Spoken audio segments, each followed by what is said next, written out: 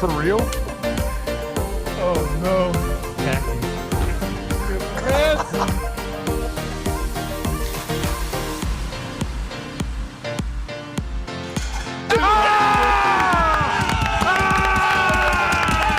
Let's go.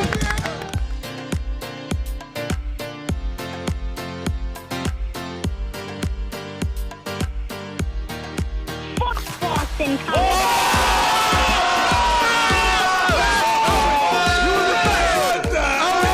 State of OH.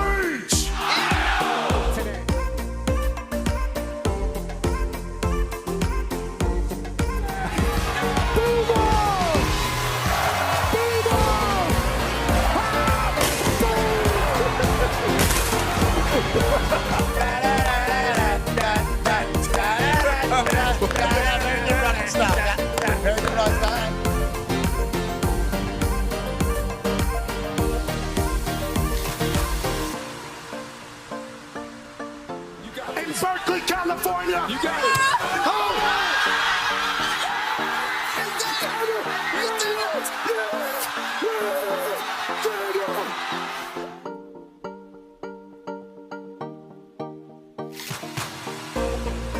This one's for three. AJ Hawk, $5,000.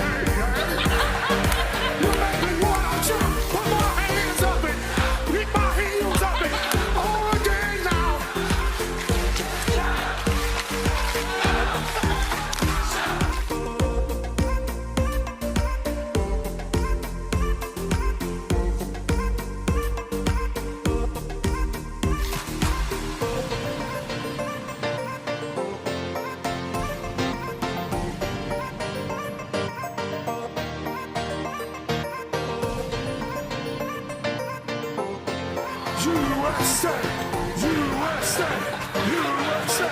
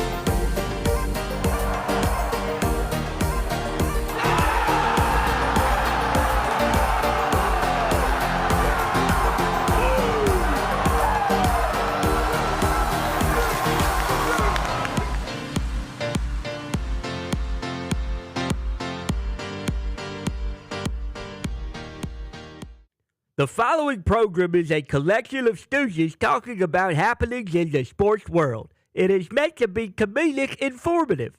The opinions expressed on this show do not necessarily reflect the beliefs of their peers, their boss, or ESPN. There may be some cuss words because that's how humans in the real world talk. If you are young, please seek permission before watching any further. Hey, what? Let's go. This show stinks, and the fact that you listen, we are very, very thankful for. McAfee on the line with a gorgeous assist. The all-time leading tackler for the Green Bay Packers. You ping! Damn it! Be your friend, tell a friend something nice could change their life.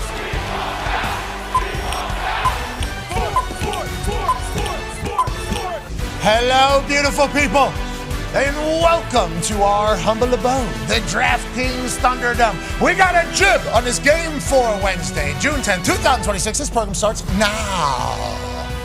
Sports! The absolute greatest. Hey, Scott. It's the best. Hey, Scott, good to see you, brother. Go, the Cajun mind picked up right where he left off. No practice there. Literally built that jib just a matter of moments ago. Said he got the open. Scott with his little sweet Louisiana accent said, no problem, boss. Let me go ahead and do that. We don't even know if he can hear anything right now, but what we can hear and what we can sense is some playoff magic happening. Last night, the Carolina Hurricanes did their thing. 5-3 big-time win. Congrats to them. Making, obviously, a Stanley Cup Game 7 dream thought almost becoming a reality. It felt like these two had been slugging it out back and forth. The over had been hitting. A lot of goals have been scored, especially against that guy. Jordan Staal, obviously, might become one of the oldest Conn Smythe Award winners as he's had goals in the first 4 games of the Stanley Cup Finals as a 37-year-old. What an absolute stud. That goalie for the Las Vegas Golden Knights, Carter Hart, he's given up 4 goals in the first 4 games of the Stanley Cup Finals. Only guy to ever do that. Yikes. That's tough. Those are tough stats to look at. That's hard whenever you're not seeing the puck 4 times at least on any given Stanley Cup final night with record ratings happening right in front of our eyes. 6.1 million people watched Game 3 of the 5 million average. Sure. Peak 6.1 million for Game 3 of the Stanley Cup Final. We all were. How could you not be? The sport's on fire. 2-2 heading into Game 5. And tonight we have Game 4 of the NBA Finals over in Madison Square Garden. Fun facts we got from Hembo. No road team has ever, no series has had the road team win Games 1, 2, 3, and 4. What? Remember, you're just trying to steal one. Oh, you're trying to do a steal one. If the Knicks were able to go into San Antonio and steal 2, we thought, wow, Knicks going to win in 4. But what San Antonio Spurs were thinking is, hey, now we need to go steal 2 in the Garden. And then what we saw in Game 3 was special. What we saw in Game 3 was obviously spectacular. We saw Wemby in real time kind of plant his flag as maybe the next or maybe the now of the NBA. He goes crazy, super humble. Obviously, it was a very physical game, but Stephon Castle went crazy. Big Mitch Johnson, coach, young guy going through this for the first time as well as the head guy. He's making some decisions that are making people happy. Coach Mike Brown on the other side is trying to figure out how the Knicks will continue to be good or maybe start better in this Game 4.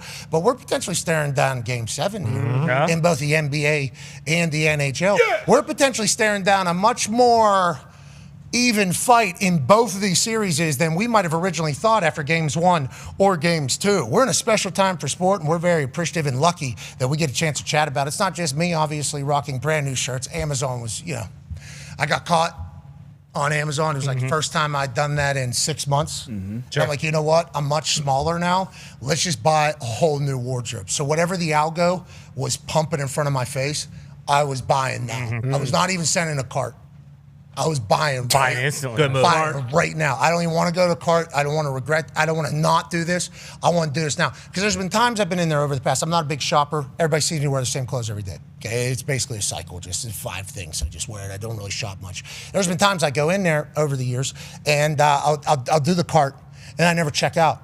But I thought I checked out, but there was another button I had to push to check out. So all that shit's still just sitting in my app. I don't go on the app every single day. And guess what never comes? The box, the thing that I needed just 4 days from now. Because that's what Amazon's supposed to do. This time, completed the process. Mackenzie was napping. Midas was napping. I was on the back porch. I was staring out at life, and I said, I'm going to do it. I bought 150 things. So you guys are about to see them all. Nice. So that. I love it. They're about to get right down the TV. This one, not as bright as day one. These things are all being judged by my eyes and obviously people at home as well. Because I was just a tank top wearer, okay? I was, every day of my life, both on air and off air. No matter what the case was, I was wearing a tank top. It was comfortable. You can get a little fat, but you just have to do the arms. People think you look in shape, okay? Then it got to a point where I was sick of wearing a tank top. I did want to wear something else, but I had to accomplish some more things in a super suity world in a tank top. So that kind of became a thing that we're forcing at the end, decided to move out of it. Then got real comfortable and I found Kufandi. Yeah. Kufandi really saved my life. These black shirts I was wearing, Henley, I wore those for like 2 years straight, basically every single day, if we do recall. Oh, yeah. It's an incredible. Now, I'm starting to venture out into the world. You're starting to watch it a little bit. I think I have a good feeling on where we're headed, though. right back home to the black shirts. Every time I put one of these on, I look in the mirror, I see this thing, I say, I'm glowing right now. Need not to be doing that, especially with the red skin. But why not some different lighter colors, especially for how great time is right now in life. We're starting to get good weather. Last night, tornado weather in Indiana. Hope everybody's okay. We're about to go through a couple weeks here probably where a lot of places in the Midwest and in tornado, everything like that. T's and P's to everybody who just looks up at the sky and hopes that you don't get hit. That's really all you can do whenever the heavy weather comes. But the weather's coming. The warmness is happening. The NFL season's right around the corner. Don't look now. We're getting pictures, interviews, clips of players in pads on fields around the NFL right now. Training camp's going to smack us in the mouth before we even know it. Then we're in football season, and the finals is for the NBA and the NHL are on fire right now. Yep. It's a great time to be alive. And we'll be in Omaha.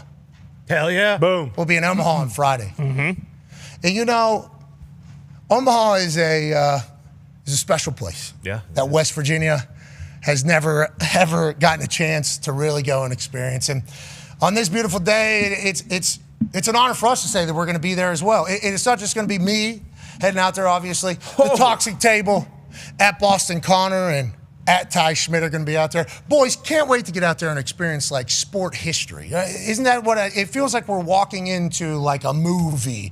That's how I'm kind of viewing it because how everybody spoke about it. I think Omaha in 1947 or something like that became the home. I forget the actual, it was way back. And it's only been getting better and better every year. Every person that's ever gone there has said it's spectacular, Ty Schmidt. Yeah, I've been to Omaha several times. This is one of my favorite events. And then you just add something like West Virginia, who has never been there before. It's kind of just an added element, but it's weird because it's one of the. I think it's very it's different than like any other. It's not like the NCAA tournament in basketball. It's obviously not like the college football.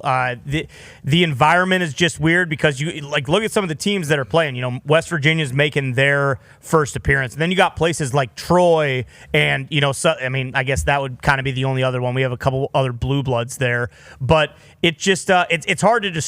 I've never been to the new stadium. They moved to Charles Schwab Stadium a couple years ago. It used to be Rosenblatt Stadium, which was kind of just, you know, a nice little piece of history. It was incredible, but it's one of those things too. I think more so than a lot of other sports, the metal bat is just a great equalizer. Any of these teams could get hot and hit a bunch of homers. You never know because not all of these guys who are playing are going to play in the major leagues. So, you know, could West Virginia win the whole thing? Absolutely. Could Troy win the whole thing? Absolutely. It's kind of it's just a wait and see. And then the weather is also a big part of it. That happens every year. You know, very long layoffs for lightning delays and, you know, wet and rain delays and stuff like that. I think we're supposed to be smooth sailing, but it's hard to describe. But once we get there, you guys will be like, oh, okay, this makes sense. I can't wait to celebrate it all. College sports festivals, which is what all these big events are always a good time. Because everybody's all in for whatever they're all in for. Us, obviously, the Mountaineers. One half of the Hammer, Dahn. Cowboys, AP Tone. Can't wait to hear your thoughts on all the things happening around the sports world, but definitely happening over there in Omaha. And 9-year NFL vet, Darius J. Butlers, your D-But. No UConn this year. No, but I mean, I am still chasing the crown. You put those odds back up real quick, and I know Ty said, you know, Troy could win it all. West Virginia can win it all. Sure. What's my best option, right? And is this the kind of tournament where the lowest seed can actually go on a run and win it? Have we seen that before? We've seen that before? No, I don't know if it's happened. It has happened before. In like recent history, I think Fresno State, I can't remember how many years ago it was, but they were the lowest remaining seed going into Omaha, and they won the whole thing. I'm telling you, the metal bats are a great equalizer. And this year, okay, UCLA, weren't they supposed to be super good? USC was supposed to be really right. A bunch of teams, who were ranked high. A bunch of SEC schools who were expected to make it didn't make it. That's why West Virginia was hosting that super regional because they were one of the highest ranked teams ever left, and I think they were ranked like 11th or 16th. I forget. Well, it was not 16. Yeah. So like the reason why West Virginia hosted that is because we were one of the highest ranked teams left. So I think, from my understanding, the conversation I had, because all the top teams got knocked out. It was like a upset that started in the regional stuff. Go ahead, Tone. In recent history, 2016, Coastal Carolina was plus 2,500 to win it. Mississippi State in 2021 was plus 1,800 to win it. And then in 2022, Ole Miss was plus 6,500 to win it. So yeah, literally like in the last 10 years, 3 long shots of love that 600 or more. That crown can be found seemingly under any of these teams. So good luck to all of them. More specifically, the Mountaineers, or as some might call them, the Omeneers. Ooh, I like Who's that. saying that? What? WVU Baseball put this out. Now, I saw this kind of cooking on the internet, and there was a lot of them that were out there, you know. Take me home, Sure. country roads, Yeah. But what we landed on was the Omeneers. yes Of course. Makes sense. fire. Now, I will say, as somebody that is a fan of sports as a whole, nicknames, and how that, like, our sports culture is pretty big with nicknames and stuff like that. Normally, Nears, I do believe, is associated with App State, the Mountaineers. Okay. And then Ears is normally associated with WVU. But Omeneers sounds so smooth. Yeah, it does. So I thought to myself, what is that? Why does it sound so familiar? It's like fucking Lumineers. Yeah. One of the best. Obviously, right Best there. in the biz. So the only thing we thought to ourselves was, we got to pay some respects maybe to the Omeneers doing their thing. So we remixed the jingle. Yes, did we we did. not? Yeah, we did. Can we please get a guitar in here, JC? Back porch barber. Man from Southern India. Hey, come on, JC, bring it on. Hey, JC. JC. Hey, JC, we appreciate you, JC. Now, JC, as you see a massive cutout of me over there by trash, that needs to be thrown away. That was a gift that was sent to us. Don't do the two jacked back there, Scott. Let's stay away from that over there, obviously. That was a gift from somebody that was very appreciative of us being very appreciative of what they're doing. Yeah, obviously, and this entire shout out to them. JC, why don't you help us out here in paying tribute to the Omeneers? Sound good, JC? Gladly. 1, 2, 3, 4. Ho! Hey! Ho! Hey! We're just trying to win tonight. Ho! We're just trying to throw some strides. Hey! Maybe take some rocket shots. Ho! What's more than a lie? Hey! We'll take all you got. Ho! Hey! Ho! I feel like we're nailing it. Hey! Hey, my near family. Ho! Shout out Sabins and Maisie. Hey! We're right where we belong. Ho! Not sure what took so long. Hey! But let's go hit some dog. Ho! 2, 3. We're the Omeneers. Cheers and all the beers. Let's go play ball. We're the Omeneers. Drinking all the beers. Let's go play ball. Ho! Ho! Play ball. Play ball. Play country roads. Country road. Take me home to the place I belong. West Virginia, Mountain Mama, take me home. Omeneers. Omeneers. Thank you, JC. Well done, you two. How did Thank you you. do that? Yeah. Hey, listen. We're just trying to win tonight. Hey! We're just trying to throw some strides. Ho! Maybe take some rocket shots. I guess, yeah. Yeah, the jealous have shots. Yep. What's more than a lie? 68,000 some. That's a lot. Because we'll take all you got. Oh, you know, Yeah. the Omeneers. Yeah. I'll tell you what, I really hated the name. Sure. Everything about it. And then once you really start piecing it together, it's like, ho! Yeah. You know? Yeah. Hey! It's not too shabby. Let's go throw some strikes out there. You know what I'm talking about? Absolutely. That's what we're just trying to do here. But near. And shout out to Sabins and Maisie, too. Yeah, right. Out there doing it. Yeah. Maisie, the godfather of this entire thing. Sabins takes it over. We're going to a different place. Good luck to all of them. We can't wait to get out there and watch the Omaneers in Omaha as they take on Troy as heavy favorites. But the boys are excited. Obviously, every team is hot. That's how they got to the World Series, how they got to Omaha. Should be electrifying. We can't wait to get out there. Speaking of electrifying and being out there, Born Mellow, documentary about an absolute icon in the history of basketball, somebody that we've known since he's been just getting buckets in high school, maybe even junior high, to be honest. I don't know how far back it goes from us watching him just absolutely cook people on a regular basis. Still doing it now. You could get it if you end up in a high-end gym. You might see his ass cooking you and alongside his boy doing the same exact thing. His documentary comes out Friday at the Tribeca Film Festival. Cannot wait to watch it. American Dream Story. Legend. Ladies and gentlemen, Carmelo Anthony. Yeah, Mello! What's up, man? Yes, sir. Hey, how are you, dude? Hey, so have I been watching you get buckets since junior high, high school? Because obviously that entire generation of you guys was pre-internet, but also very viral. So that's like an interesting kind of dynamic in it all. I feel like I've been watching your entire life get buckets. Can you still right now if you had to? I think I saw you a couple months ago somewhere banking one pretty clean at a gym. Are we still putting up buckets, or are we letting our son do that and maybe just kind of passing the game on?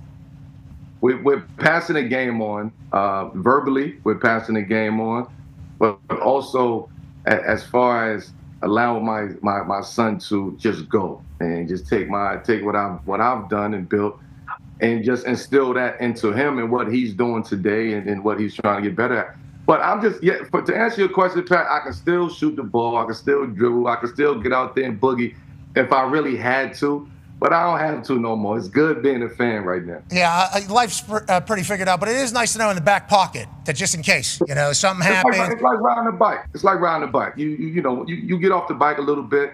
You might turn the handlebars a couple times, but once you get that steadiness, you go. It don't change. And then you'll start standing up, and then you're fucking really, doing this. You go wheelie the bike, and then you start doing shit that you don't want to do, and that's what happens. I'll tell you what, you start popping wheelies at this stage, start doing this stuff. It would be magical to watch. Let's talk about the current game, okay? Because you have obviously always been a shooter.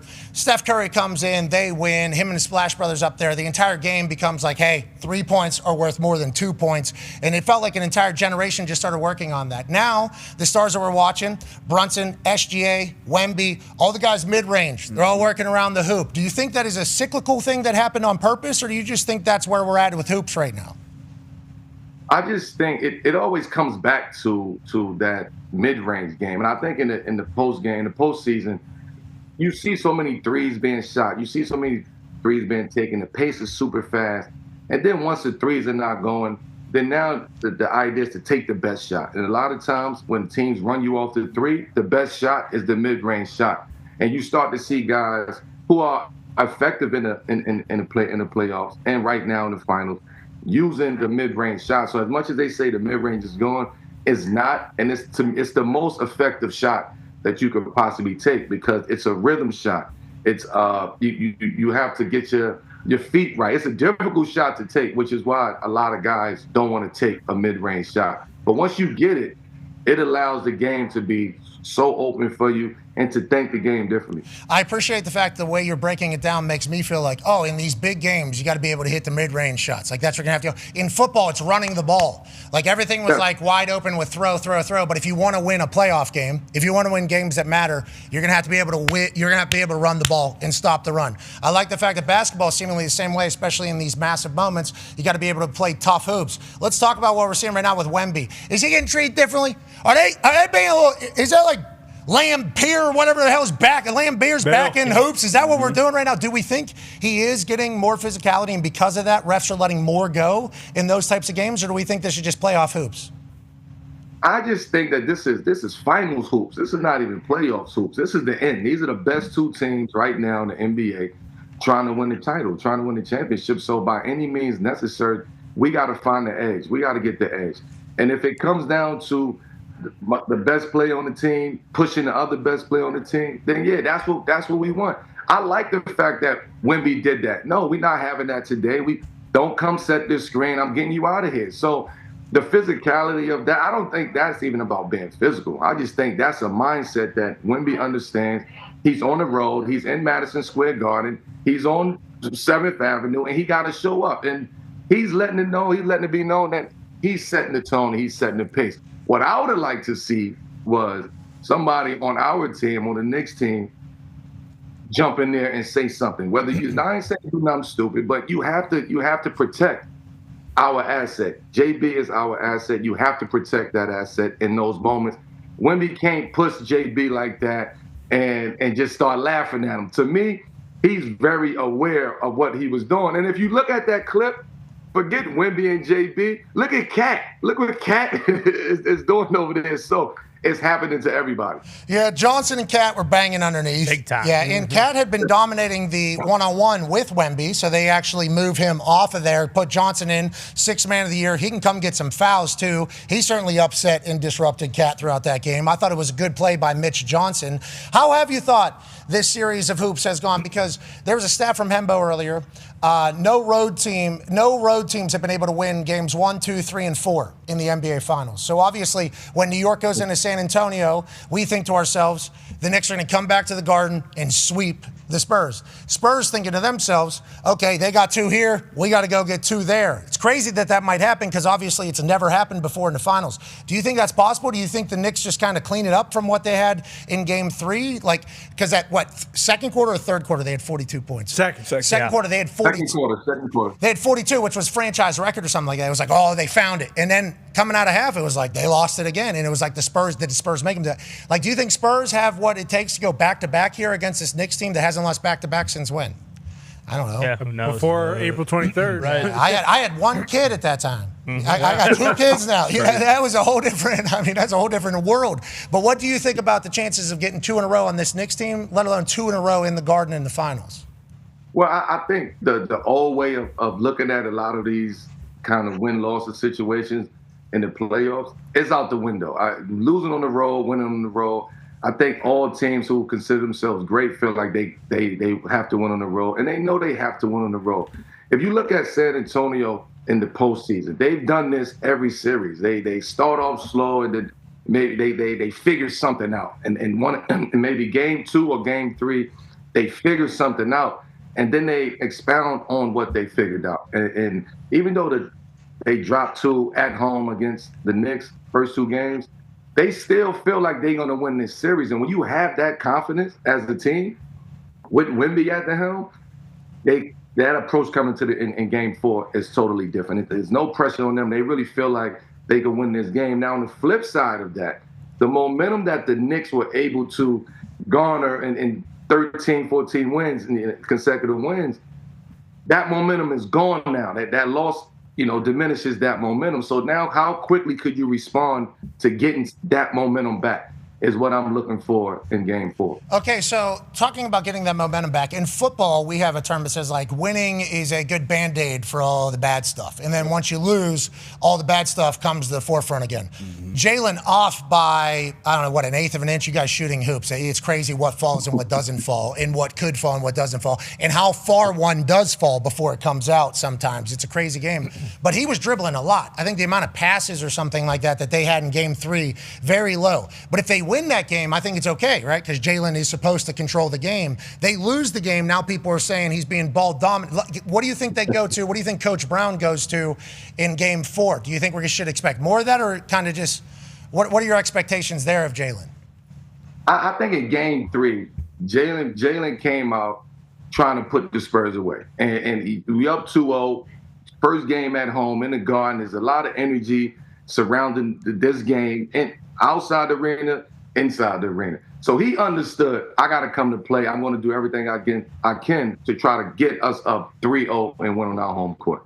With that being said, did he pressure it a little bit? Did he force it a little bit as far as trying to get it done at the end? I believe so. I would like to see him get off the ball a little bit more, play through Cat, preserve some of that energy that you have, because these guards that you playing against, they are big guards, man, San Antonio have. Mm-hmm. But I do think in Game 4, you'll see a different adjustment in Jalen Brunson. He is the Knicks MVP. He understands this game a lot better than a lot of people do. And he's going to make the adjustment. He is Jalen Brunson. My thing is, who else is going to make the adjustment in Game 4? Because we know what the Spurs is going to do. Spurs know what the Knicks is going to do. Nobody's going to do anything different than they've been doing at this point. It's about who's going to be the most physical team, who is the X factor in this Game 4. And I think the Knicks bench is the X factor in Game 4. I'm a doofus when it comes to this, so take that for what you. It does feel like who's going to knock down shots. You know, like who will knock down shots and who won't. Now, granted, the other team is affecting why you're knocking down shots, how hard your shots are, where your shots are coming from, all that shit. But inevitably, whoever knocks down the shots, no matter how hard they are, seemingly wins. OG went crazy. Yeah. OG went absolutely crazy. I don't think should we expect that? Like, who will be? Because remember, we had in Oklahoma City, Caruso went crazy. Yeah. And it was like, hey, can that continue? Can that continue? And it's like, it seems impossible for the people to continue to go, other than like the main So you need him to go off at the same time. Like, he went off, but then Mikal Bridges didn't really show up. Cat never really got going. So OG was doing his thing. Brunson was kind of forcing it, gotten his numbers, but wasn't as efficient as we're used to seeing them be. So it's like, can they get off at the same time? That's the question with the Knicks, it seems like. And then when on the other side, Stephon Castle. I love this guy. Monster. Hey, long ass shorts, looking like your ass out there. Had a t-shirt on, looking like your ass out there. I mean, UConn legend. Yeah, he is. He's old and he's huge. He sat down next to Draymond after and I think Draymond big, physical, the way he's built. This guy he's a football player. Yep. This guy is built like a football player as well, and he has the same mentality. He seems like a perfect 1-2 punch alongside Wemby. They got that little alley-oop thing that seemingly is going to be unstoppable for the next 4 or 5 years. What are your thoughts on Castle, Rookie of the Year last year, and the entire supporting cast in San Antonio? Fox had a huge shot. I mean, he had a big moment. That could be huge for him. They got a lot of dogs out there that are young, Carmelo. What should we be thinking about this Spurs team and the cast around Wemby? I really love this Spurs team. I love the confidence that they have out there playing. And I love the way that they allow Wemby to lead them. Even though Wemby's only 22, 23, they allow Wemby to lead those guys.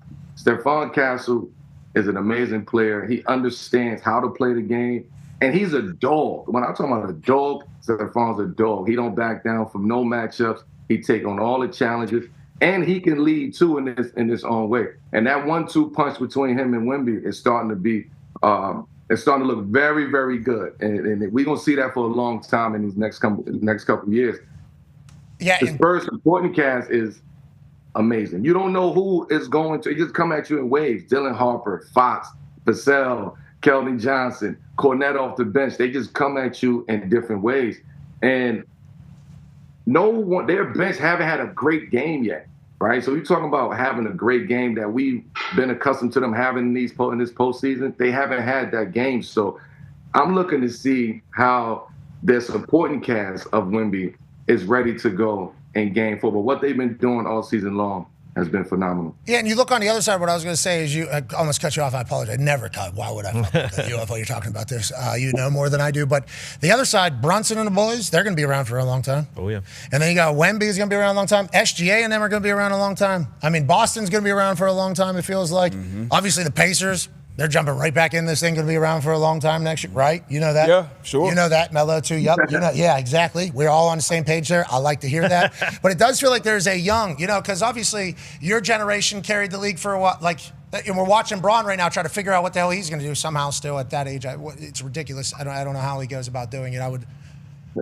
It's crazy. He's unique, right? I mean, he's just, remember his eyes did. Right at that Olympic thing. Yep. He can't be a fucking human, Mel. You would know more than I would. But he's going to figure it out. That man he's going to figure it out. He's going to figure it out when he figures it out, and he's not going to try to figure it out until it's time for him to figure it out. And I just think he's going to go through this process and allow himself to just take all of this in and just sit back and reflect on everything, where he's at, his family, where he's trying to go, what he's trying to accomplish. I honestly don't know if he knows at this moment, which is a good thing, because that goes to show that he's still at this age and state in his career in the game, he's still committed to being great. He's still committed to bringing something to this game and enhancing this game and pushing this game forward. Now, he know these young boys are coming. He know that. He understand that. He understand he's on of the league. So the fact that he still can lead, I think is him showing people that he still can lead. He still can get his body right. He still can get his mind right going. And for the love of the game, I think that's what we missing. For the love of the game, he's been loving this game since he was a little kid, and he's 41 years old, and he still loved the game that much right now. So it's impressive to watch my brother go out there and continue to do it. I want him to come over here with me, man. Just come hang out, come chill out. Let's go play. Like, enough is enough. I see him with the gray beard. He got the gray beard now. He chilling. So once you see the gray beard, you know he on chill mode. Gray beard and also golf highlights every day. Hey, he's getting good. He's figuring this shit out. It feels like he is going to figure this out. And I think he's got the bug. I think he's in love. And that goes to the point even more that he is, uncle of the league. Hey, old ass playing golf now. Like that is, that is retirement, right? I mean, that is basically what it is. But, there was a quote yesterday in the Time. Time did its 100 most influential people in sports, its first ever, I think, and had Braun on the cover and obviously an interview with him.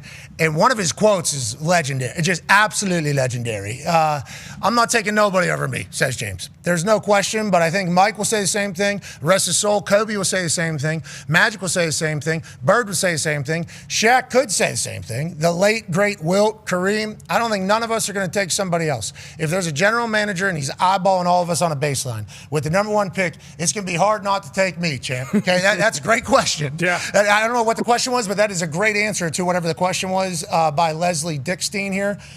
Great reporting, Leslie, by the way. I love what you did. So we made the graphic here. Okay, so this would be the baseline, okay?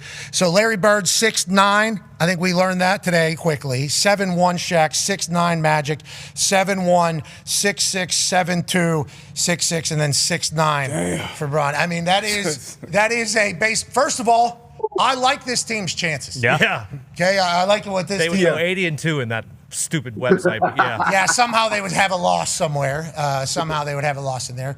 But Melo, whenever you think about the greats of the game in that conversation, first of all, as a friend of Braun's, are you appreciative of him talking his shit, first of all? I think that he didn't do that for a very long time. A lot of other people did, and he got kind of buried for a while, and he was expected to stay above it. But if he did come out and say, like, hey, since I'm 14 years old, I've basically been running this entire sport. Okay, I'm 41 now. Let's go ahead and understand what's happening in this entire thing. He finally is doing that. Do you think this is just him kind of reminiscing about what it is? And what do you think about his comfort level amongst the game in the history of it, in the context and the conversation? I just think he's in a state now where it's like, I don't have to prove nothing to anybody. Like, I've done everything I could possibly do. No matter what I do, y'all gonna continue to push the goalpost back or push, it's no matter what he do. I love this comment because it shows me that I see everything. I hear everything. I understand the company that I'm involved with. But competitively, no one is going to say, or I'm not going to say somebody is better than me. Me personally, like, I'm not going to say that. I don't care who it is. I'm not going to say that. Hey, you looked at that baseline, you're like, cooked, yeah. Bucket. In his situation, there's no way that he could sit there and say somebody is better than me, especially when you match up everything and put everything in perspective. And I like the fact that he said, you line us up, I'm going number one, champ. Like, I love that because that's him telling you my body of work and what I do and how I did it. Nobody can do it like that, ever. And he can stand on that, and I love the fact that he's standing on it right now. Yeah. Talk your talk, Brian. I love it. Yeah. Who you taking one, though, Melo? Yeah, on that note. There's a lot of people taking other people in that are very loud and mad about what he said. You taking your boy one, you're a Jordan athlete, too. Oh, no. You're going to lose the jump man, going out the door. This is what's wrong with y'all right now. Yep. You want to put me in that situation. I'm not answering that question at all. Let me tell you, that team is going 82-0. I'll tell you that. Okay, good answer. I like that you were going to take Larry Bird there. That was cool of you. Yeah. Thank you for doing that, Melo. Thank you for straight. doing that. The hick from French Lick, dropping that Larry's shit. highlights at the internet. All right, last question here for you, Melo. Go ahead, D-Bud. Yeah, kind of about to put you on that spot, ask you that question. Your transition into media, it's been great. I've been loving to see. Obviously, we saw you get buckets for a long, long time, but now in a completely different phase of your life, NBC, 7 p.m. in Brooklyn, and then having your own production company as well. What's been your favorite part about it? Any surprises? What have you taken from the actual playing the game into this level of your life? Well, team building, right, and understanding camaraderie and being able to tell or story tell the way that I want to story tell and tell the story that I want to tell. It takes a team of people who can understand your vision, understand what this particular story means, and how we're going to execute this. And when you have that, you're able to just build a nice foundation of a team and people who really just want to work and really want to, showcase their talent and what they can do as far as putting projects together. But also me believing in my team and trusting in my team to get to this point and post retirement, post NBA, I'm allowed to just kind of take my time and see a lot of things and do things that I love to do. And I always say that I'm not going to do nothing that I don't love to do. I love content. I love storytelling. I love telling other people's story. So for me to have my own production company with 7 p.m. underneath for that, we expanding the 7 p.m. universe. We got more content. We got more shows coming underneath for that. And then as just Creative 7 as a whole, we got documentaries coming up. The Born Mellow documentary is here and Tribeca Film Festival coming up. So I'm excited just about where the media Mellow is going at, because there's a lot of upside, a lot of opportunities, and a lot of stories that I'm excited about telling. Congratulations, man. Not easy. Whenever you retire, just because you played a sport doesn't mean you're worth a fuck talking about it. Not at all. There's storytellers, there's people that are able to do it. There are people that aren't able to do it. And there's no knock on the people that aren't able to kind of illustrate a story, tell a story, or execute on something. But players getting back into the media in the way that they are, and I'm not saying that pundits and journalists and people that didn't play don't have a very important piece of this entire thing, but anytime players give back to the sport, start creating for the sport, we have massive happiness for you, because it's not easy. I mean, the NFL had, and NBA is different, especially with how you guys get paid. Congrats, not that you don't earn it, because there's only a few of you out there. But like the NFL had like 85% bankruptcy rates or something like that after guys retired or something like that. So anytime we see any players, ex-players, athletes take advantage of what they did and go on to have success, we get super pumped about. For you, as soon as I saw Maria Taylor have the A.J. Brown interview under the 7 p.m. or what, I was like, hell yeah, Mello. Like, that is happy for you, not only providing her the opportunity for that, but your company is the one that's breaking the biggest conversation that's coming out of our sport, let alone your sport at that time. So congrats on everything, man. We hope you absolutely crush it. Now, on that note, why don't you give us some insight here? Whenever we're chasing the crown, which we know you have a relationship with DraftKings as well, and we appreciate you joining us, and shout out to DK for kind of piecing this together. What is the safest, okay? Points? Because it feels like it's difficult to pick who's going to win, especially in these things. Mm-hmm. Do we just expect buckets in Madison Square Garden? Let me tell you why. So Game 3, we were calling it. Obviously needed a little action on it, but didn't want to be biased. No. Didn't want to be biased. Mm-hmm. So I just hammered over. Absolute hammered over. We hit that thing. OG Anunoby hits it. It ends up going way over, even though it started very cold. For me, that was not only a blast, but a good time, but also, in theory, Wemby was going to go crazy in Madison Square Garden. We knew that. Like, that's like the history of ball. That is what Madison Square Garden is, especially in that moment. Should we expect that again? Is an over just like a good bet at Madison Square Garden in a big moment because stars are going to show up? Man, I'm gonna tell you, man, and shout out to both of our partners in DraftKings, for actually getting us together and having this conversation for Game 4 tonight. Yes. But I would say, man, it's when you talk about right now, Game 4, and you want to guarantee. No. No. There's no guarantees. There's no guarantees. As Mello was saying. I'm saying no guarantees in the win and losses. I'm going points, right? Me personally, I would go points. It'd be hard to go rebounds. It'd be hard to go to assists. I'm going points. Stick to the point. It's Game 4, Madison Square Garden. The stars have to shine. I will go points and make it easy. All right, I like that. I agree with you, by the way. Yeah. Okay. Mr. Bucket Getter himself, absolute legend. We had your resume across the bottom of all your accolades. Good for you, dude. Honestly, good for you, man. You done did it. And now the boy is about to do the same damn thing. I still get worried that when I watch him, though, that if he was coming here in the Thunderdome, I'd potentially hit him with one of those. You know what I mean? Send him packing. Kind of bang. You can send him over to Danny Hurley, too. Not a chance. Jerry McAfee. back. Jerry Mack is back, baby. Yes, I like that triple threat. I like that. I like that. See that? The hard jab step, I like that. I learned a little bit more finesse, though. A little bit more finesse. Light on the feet. No, I'm trying to break the wood. Bang! So you can feel it. You're the man. Ladies and gentlemen, come right later. Yeah, Mello. He's the man. You try to get him to. Yeah, what's that all about? I like what you did there because then it made me think, wait a second. West Virginia just won the crown. True. Maybe he does want to head You down forgot there. that Jerry Mack is back, though. Yeah, his point guard. Point guard, national champion. Well, Carmelo Anthony, living legend. Thank him for joining us.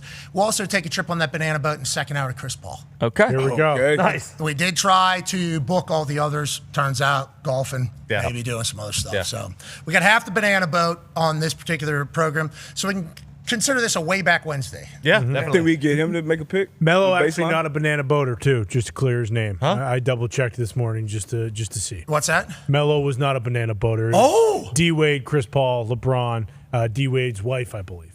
Oh, Yeah. my. I wanted to That's an double check. incredible decision by Melo, by the way, in the moment. I'm not getting on here. You know, just say I'm going to lay back here. I think he knew. It does feel like maybe his mindset there. Yeah, I think he can kind of see a little bit better than some of the others sometimes. Ladies and gentlemen, joining us now, he's an American hero on the ice. He's also a Stanley Cup champion. He's an icon. Ladies and gentlemen, ESPN NHL analyst, TJ Oshie. Yeah. What's up, boys? What's up? Hey, great time to be a hockey fan. 6.1 million peak the other night, 5 million average. Obviously, huge numbers for the Stanley Cup final that is taking place between two names that aren't like the most nationally famous. Obviously, Vegas Golden Knights, newer franchise within the last decade. Carolina Hurricanes, been around since the 90s, but, you know, Raleigh, nobody's talking about being a massive market in this entire thing. Feels like the sport is actually the thing that people are being drawn to right now. Hockey has been immaculate. How do you feel about the state of the NHL and these two teams representing the sport of hockey at this exact moment, TJ? I love the state of the NHL right now, and I think the Olympics really gave it a big boost, right? The Jack Hughes, all the things that went into the U.S. winning the gold medal. I think these two teams are representing the NHL extremely well. I can't remember a series, not that I watched a ton of hockey before I retired, but I can't remember a series, a final, being so many different momentum swings back and forth. There's so many times in the series where I was like, oh, it's over. Like Vegas has it. And then Carolina comes back down 4-0. And then after last game, they win an OT. I'm like, Carolina, you know, I don't know if they'll be able to recover after making a drastic comeback and then losing an OT. And then here they are dominating in game 4. So these teams are doing an unbelievable job. Like you said, obviously not the big markets, not the New York and LA. But these teams are representing. Yeah, Pittsburgh, obviously. Boston. We're talking about. Sunrise. Yeah. Actually, you guys weren't on any of the top 10. You know, videos. whenever they talk about the ratings, like for the Olympic hockeys, for the women, men, and the Paralympics, they do like top 10 by markets, like the percentage of the markets in which they're watching hockey. Really? Yeah. Oh, okay. It's not Hockey Beach. You guys aren't that. Where's that cup been? Ask you, where is it currently? Hockey Beach. This thing's on the road. The place right has now. been seen the least. Yes, technically it's in Carolina. Whatever. Yeah, okay. Elbow room. Joining us, obviously, TJ Oshie. Let's get back to a conversation about puck, shall we? You can talk about the momentum swings. I think also, you know, fans of sports naturally are going to want to see success. You know, that's why it's hard to get Americans into soccer because there's not a lot of success, even though World Cup's World Cup Eve right now. Here we go, World boys. Cup Here we Eve now. fucking go, win this one. boys. We would like the United States to win, and we can win. But I do believe the thing about soccer that is tough for most Americans to kind of get into it, we would like to see success. We would like to see something happen. We'd like to see celebration. The NFL has changed their rules to make it more offensive. The NBA, obviously, the three-point thing has become it. These goals have been in abundance in the Stanley Cup Final. So I think, you know, seeing places go crazy. Last night in Carolina, they had a sold-out arena that was going absolutely crazy. That is obviously a part of the coverage now. I think there's a lot of celebration happening in this particular final, which is potentially catching a lot of people that aren't like die-hard hockey fans because there's so much good happening. The teams themselves, though, I don't think love that the over is almost hitting every single time they step on the ice. Ty Schmidt, Vegas Golden Knights fan, has a question for you, TJ. Yeah, certainly not, TJ. Before last game, I kind of wondered, hey, listen, every Golden Knights fan appreciates what Carter Hart has done to got them to this point. You know, since Torts got there, he's been unbelievable. Is it maybe time that they consider a goalie change? I just don't know how sustainable it is giving up 4 goals every single game and kind of hoping that, hey, we'll score 5, and that's just the way it is. They have Aiden Hill on the bench who he wasn't great, which is kind of why, you know, Carter Hart grabbed this position, but he has won a Stanley Cup with the Golden Knights. Like, after last night, especially the goals they are giving up, they're in such quick succession, and it does kind of feel like it just kills the Golden Knights when it happens like that. Like, do you think it might be time to maybe give him a night off and go to Adin Hill just to see if we can change some things up, or what's going on there? So that's an extremely tough one. I'm a really big believer in you kind of run with your horse and you're going to win or lose with them. Carolina flipped the script a little bit on that. But if I look at the goals from last night and we look at how Vegas plays the game, they protect the interior of the ice. So like this goal right here for Stankoven, that guy should never be open in their system. On the next goal that was about to show there, the power play goal, the puck should never go across the crease when there's a defenseman there. Vegas is very good at protecting the center of the ice. And last night, the first 4 goals, when there was a goaltender in the net, the puck somehow went through the middle of the ice every time, whether it was a rebound or a pass. Even Stahl's second goal, which I don't know how he got a piece of it, but you have to, in their system, you have got to pick up those players. We played the same system in 2018 when we won, where we protect the interior of the ice. We let the other team, which was Vegas at the time, play on the outside and think that they're doing good, and then you turn it over and go the other way. So honestly, right now, it's coming down to which, and I don't blame any of these goals on Carter Hart. Like the guy, like Stahl right there is all alone, right? It's going to come down to who's going to play their system better, because there's not many adjustments that need to be made. It's just, is it going to be Carolina's pressure that's going to win the series, or is it going to be Vegas's star power and protection of the interior of the ice? What should we blame on the goalie? Because right there, that was clear. You just said Stahl had nobody around him, so has a wide open shot. So even though we think maybe he should have got his ass the other and side I don't want to hear that. Yeah, exactly. So when should we blame the goalie? Like, when should that be happening? Because I know there's a lot of times where they can't see shit, but also they make saves whenever they can't see shit. Like, when should we be potentially blaming goalie, you think, TJ, fairly? Yeah, so I guess if you play in the NHL, a soft goal would be a shot from the outside that's uncontested that goes in. Shots from bad angles around the goal line that squeak in around his pads.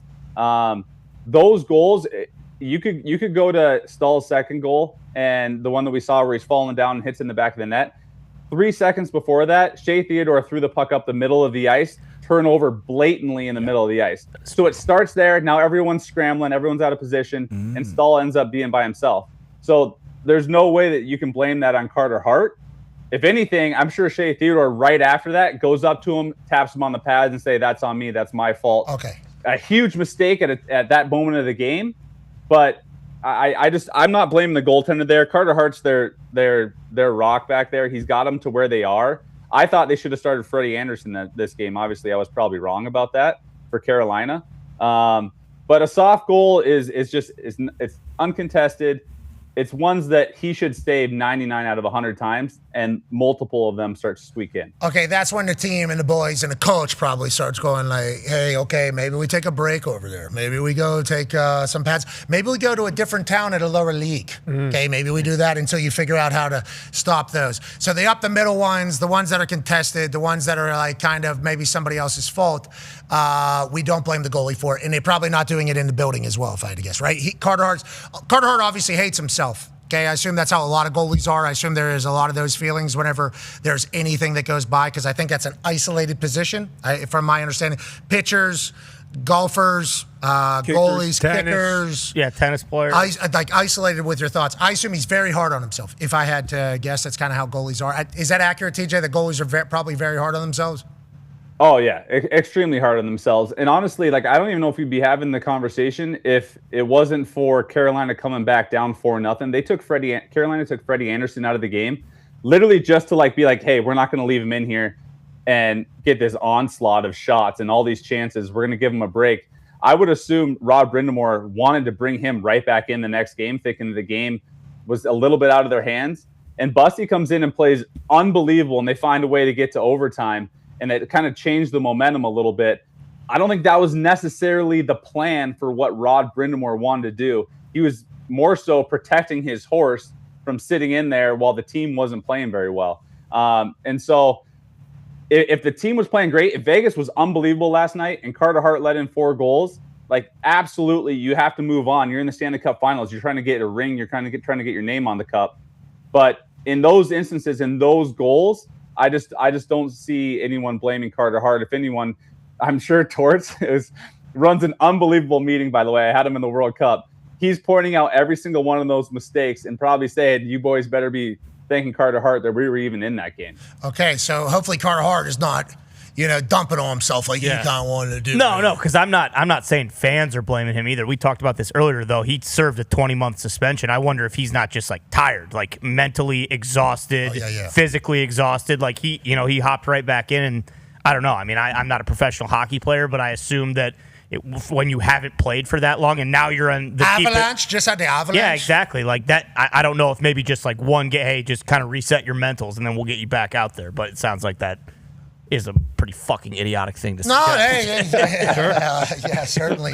But Ty, that's why we have TJ Oshie on. Now, exactly. You just brought up Bussy there. Connor was going to bring him up. That feels like a big deal because we've seen a lot of teams make a goalie change and get hot. Go ahead, Con, man. Yeah, what do you think about that, TJ? Now with Brandon Bussy just kind of playing his ass off, going down 4-0 in Game 3 might have been the best thing that could have happened to the Canes because they got a shot at him playing a little bit, getting hot, and now he is rolling. They win, and he let in 3 goals. But to what you just mentioned about goals being, goalies' faults, it didn't feel like that was the case with Bussy yesterday. And I believe Anderson missed a practice, whether that was a maintenance day or not, before Game 4. Maybe he's not completely healthy, but Bussy's playing his ass off. They are back in this series. They're going back to Carolina. What do you think the situation is there now? Do they go back to Freddie? Is it too late? Hey, there's 3 games left, Bussy. We're just going to go with you now. What do you think that kind of situation, and how do you think that's going to play out?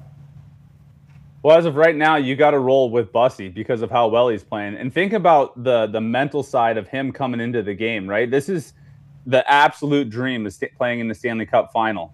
He came in with Freddie Anderson. I mean, a lot of people were saying that if Carolina wins the cup, like, he's maybe the front runner for the Conn Smythe, right? So I don't think Bussy really thought that he was even going to get a chance to get in the game.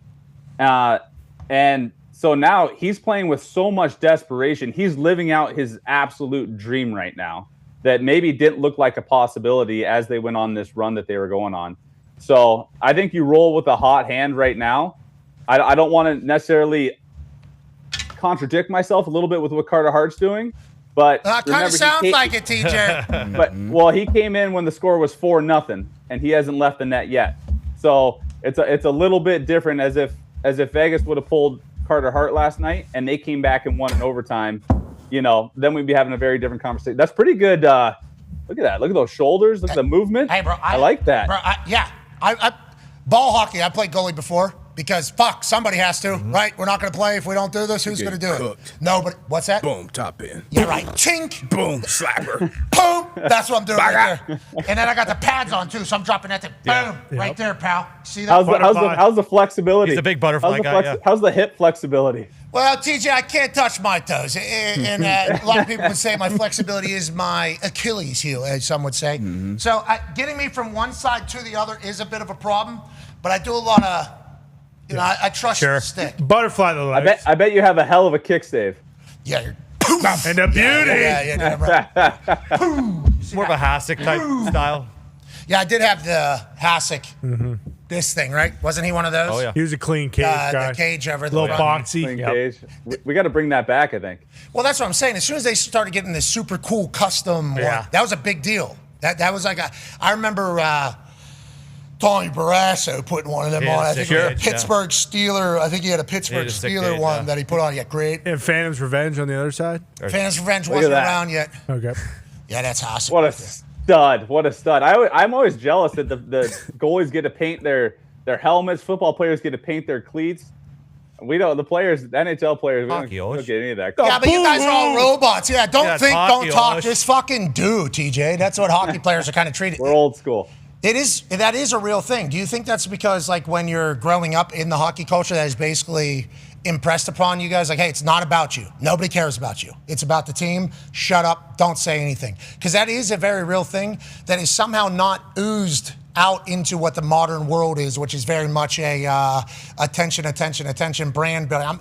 I had a show whenever I was a punter. I had a whole merch I had podcast, I had everything while I was still playing. So I'm not one that should act like that's a bad thing, but like hockey just hasn't had that at all. Is it because of how you're taught of what the sport's supposed to be, or why do you think that is the case? Yeah, I think that's how you're taught, and I don't know. It would go back to the olden days for the guys that set the standard, and then as you get older and older and older, and fighting starts coming in, if you don't buy in, like the older guys will just beat you up in practice. Like there's nothing you can do about it. You either buy in or you're not going to make teams. So that's just kind of our standard, our culture, and I absolutely love it. Yeah. We can fight over here if you do recall. So it's the best. Some guys really popping off a little bit. That's cute. Okay. Yeah. Boom. Oh, okay. You want to do this? No, I don't. Oh, yeah. We actually are, though. Yeah. Yeah. No choice. Yeah, forced into it. Yeah, that's awesome that you guys still do that. Hockey's the best. I love it. Absolutely the best. D-Bud has the last question for you here, TJ. Yeah, I'm chasing the crown. I'm trying to get the crown, TJ, and now it's pretty much a best of 3 series. Who you got down the stretch to close it out and win it all? All series, I would have said it's Vegas. Carolina's really shown me that they're just not going to go away. And I played against these guys in 2019 when we were trying to go back-to-back. And they were absolute pests out there. And this is a team very similar to that style. Rod Brindamore was the coach, except for this team so much better. And so for now, I am going to stay Golden Knights, but I would say the Carolina Hurricanes have earned so much respect from me. I think the Golden Knights can fix up a little of the mistakes they did last game. We're letting that puck get to the interior of the ice, and Torts is going to make sure he gets on him for it. But I think listen, growing up, I did not watch hockey. When I played, I didn't watch. This year, and especially this series, is really turning me to like a diehard hockey fan. Hey, cool sport. Yeah, it's a fucking cool sport. Pretty good. You should have seen what we were doing whenever you took, 50 straight penalty shots? We were having a time of our life. I wish you would have been able to watch it. You should go back and watch yourself. You should go back and watch yourself. It's great hockey. TJ, we got a hard out coming soon, but to your point there about this Carolina Hurricanes team being pesty, first period, they're +2. Vegas Golden Knights have dominated the second period. Third period, Carolina +7. Obviously, have a massive comeback in here multiple times. So it's like Carolina's never give up, never quit. Brindamore's got those boys in shape, too, because I think he's doing all the cardio with him still. Not that Torts is not doing it, but that's a crazy stat. TJ, we appreciate you making time today. Good luck out there. Thanks, boys. Appreciate it. TJ O'Shea. Yeah, crazy stat right there. Very. Yeah, insane. Crazy stat. What's happening there? Vegas Golden Knights really get going there. And they close the door. What about the Knicks? We'll find out tonight. Hour 2 on the other side. Is my guy here named? Ben Guyman. What is your major? Psychology. Okay, you're a psychology major. You're a deep thinker, is that right? Yes, sir. Okay, is that going to help or hurt you today, you think? Maybe hurt a little. Okay, well, I want to let you know, psychology-wise, you should know that there is a radiant energy of positivity right to your left. Jelly Roll will be here helping out.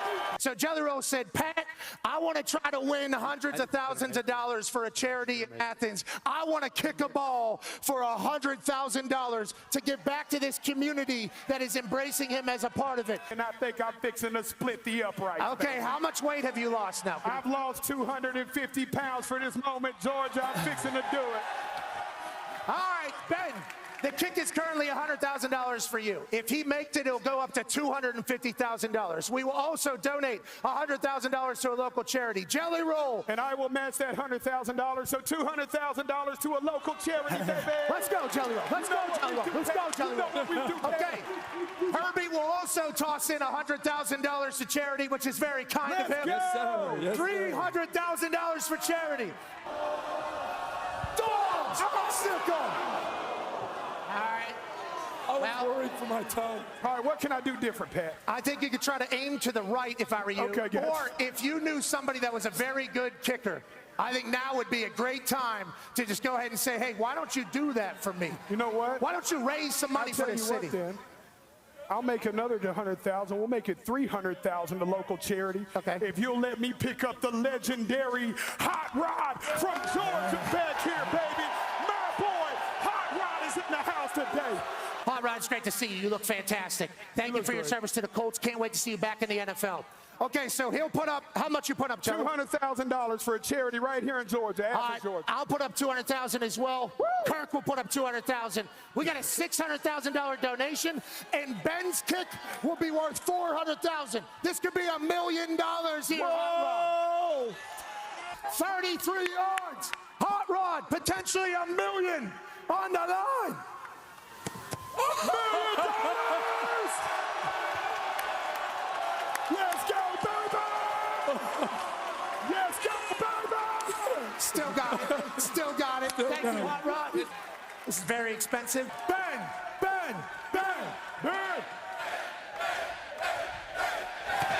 Oh! Back to you, Luis!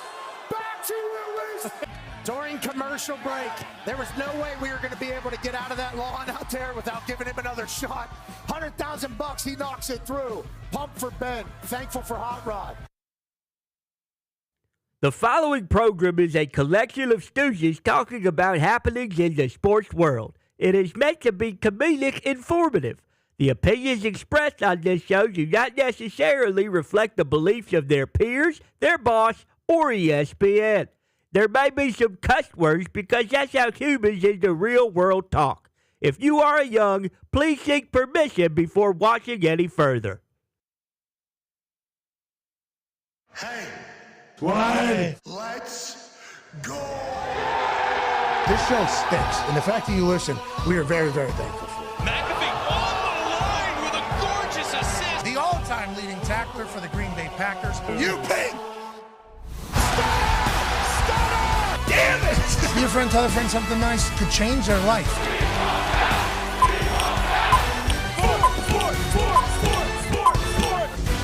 Hello, beautiful people, and welcome back to our humble abode, the DraftKings Thunderdome, on this Game 4 Wednesday. Hour 2 of the program begins now. Sports are the greatest, and Game 4 of the NBA Finals is tonight in Madison Square Garden. The Spurs and Knicks, who are favored by 2.5 at home, will do battle to see if it'll go to 3-1 as a series or 2-2 heading back to San Antonio. This Spurs team, kind of saying hello to the whole world. Hey, how you guys doing?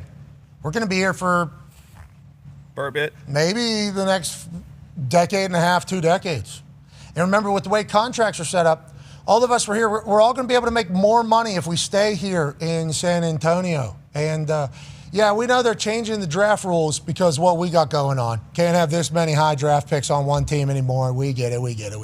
Well, good luck trying to stop us. They got dogs across the board.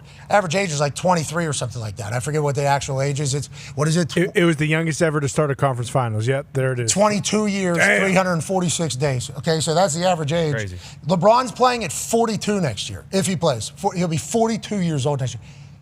20 years, okay, feasibly. Now, nobody else is LeBron James. Obviously, we talked to Carmelo Anthony in the first hour. Okay, he's retired. He has a full, booming production company amongst many other already accomplishments. Played 19 years. And he played 19. He's still in there. So nobody, but with the modern science, we're talking 10 years, very moderate projections for what this team could potentially be. And then this New York Knicks team, who's been on the big stage, obviously not just of New York and Broadway and all that, and the biggest city in the world, and playing in Madison Square Garden in front of all the celebrities and all the stars. It's like they've made it each year in the playoffs. One step further. They've made it. They've been on prime time every single game. And this year, they've just been beating the hell out of people. 13 straight wins. And then all of a sudden, they get punched in the mouth at home by an alien. How will they respond? We shall see. I believe in Jalen Brunson. You know why? Because I believe in Rick Brunson. Okay. We had a chance to call Game 3. 9-year NFL vet, Darius J. Butler was Yes, sir. Hey, Butchie. Talks the table at Boston Connor and at Ty Schmidt were there. There you go, boys. One half of the hammer, Dahn. Cowboys, AP Tone was in our ears, obviously back in Bristol, alongside Foxy and the boys in the back. Good to see you guys. But Rick Brunson was sitting across the court from us when we were standing on the court, and I was just trying to watch what he was doing. He was pissed at everything. I didn't see a single, there wasn't a break in. There's a lot of people talking to people. Okay, before that game, hour and a half before the game, whenever we were out there, like an hour before the game, a lot of people doing a lot of conversations in Madison Square Garden. Yeah. These people live off happy hours. These people are signing up for Zooms to talk about other Zooms. These people love small talking. Everybody, everybody was seemingly having a conversation with somebody in there. Rick Brunson was sitting on the bench, on a seat like this, and just looking around pissed for, 45 minutes straight I saw him. Because I was trying to give him a wave and be like, hey, I'm a big fan of what you do. I love what has happened there. No, not even a chance of that taking place. Then after the game, we were walking through the annals of Madison Square Garden as they were trying to get us out of there because obviously everything was pretty chaotic and crazy with the way they had security, which I guess is coming back again. So was that all not real about the whole thing? If they're going to do it anyways, I don't know. That's a big conversation to be had. We saw Wemby. Okay, he walked by us. Yeah. Yeah. That was crazy. It's Out like of nowhere. It's like back in the day they used to make come see the mustache woman. Come see the world's fattest pig. Nope. Those things. Come state fair attractions type stuff. Carnival type stuff. That was just right in front of our eyes. I've never seen something like that before. Holy hell. Obviously, we're not able to talk. We are keeping our mouth shut. I can't believe we are in the place that we are in right now after he just won his first finals game. Why are we even near him? Well, that's because they've been so nice to us. Thank you to everybody for getting us out there. But he's special. Yeah. He is absolutely special when you see him. Then we walk and turn the corner. Rick Brunson's getting onto an elevator. It's we certainly should not be here if this is what's happening right now. Same facial expression that he had before the game. I think this guy, I think he is, obviously Jalen Brunson, I have so much respect for who he is in New York City with all the distractions that could potentially happen. Stars literally everywhere. If he was to say hello to any of them, they would wet dream themselves right there in front. He is the king of this place, and he's been able to handle it. Feels like those two have a pretty good handle on what the locker room is, because I assume this was happening at Villanova as well. I like that they got dogs who are seemingly very composed, and they also will fight you. I like this New York Knicks team a lot. I don't know if they're able. I don't know, because I feel like the Spurs are a team that, if they have it figured out, super deep thinkers, all in, are they going to steal Game 4 in Madison Square Garden? I'm torn. Over. I'm betting on the over. I have no idea what's going to happen. You got dogs on both sides. And we always say it starts at the top. I think both of the coaches are pretty intense when you talk about Mike Brown and Mitch Johnson. And then obviously Rick Brunson, he's been there a lot. He's getting a lot of, I wouldn't necessarily call it love on the internet, on X. A lot of talk about him, Not a lot of love. acting like an AAU dad and doing all these type of things. But I love his passion. He played in the league for, I think, 9 years as well. But I love dogs on both sides.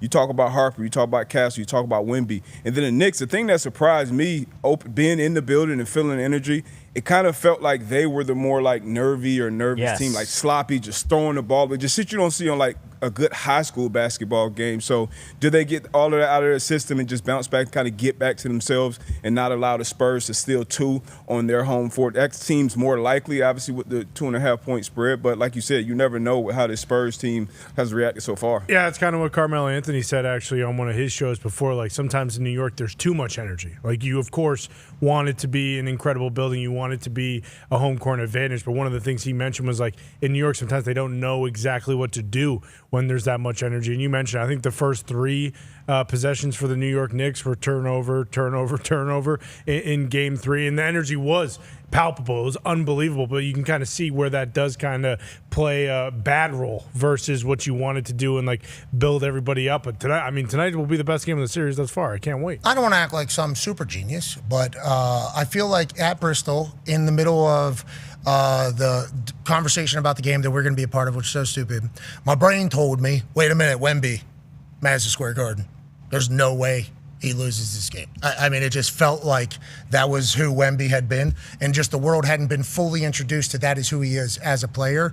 And then you start thinking back to all the greats, and it's Madison Square Garden finals, their first, he has to. I think if he is anywhere or anything like what they say he is, this is a game where he has to go absolutely crazy. What does it say about Game 4? I don't know. Joining us now, ladies and gentlemen, live from Manatee, Ohio, a man who's a college football national champion, Super Bowl champion, Ryder Cup winner, AJ Hawk. Yeah, AJ. Hawker, how you doing, pal? Great haircut.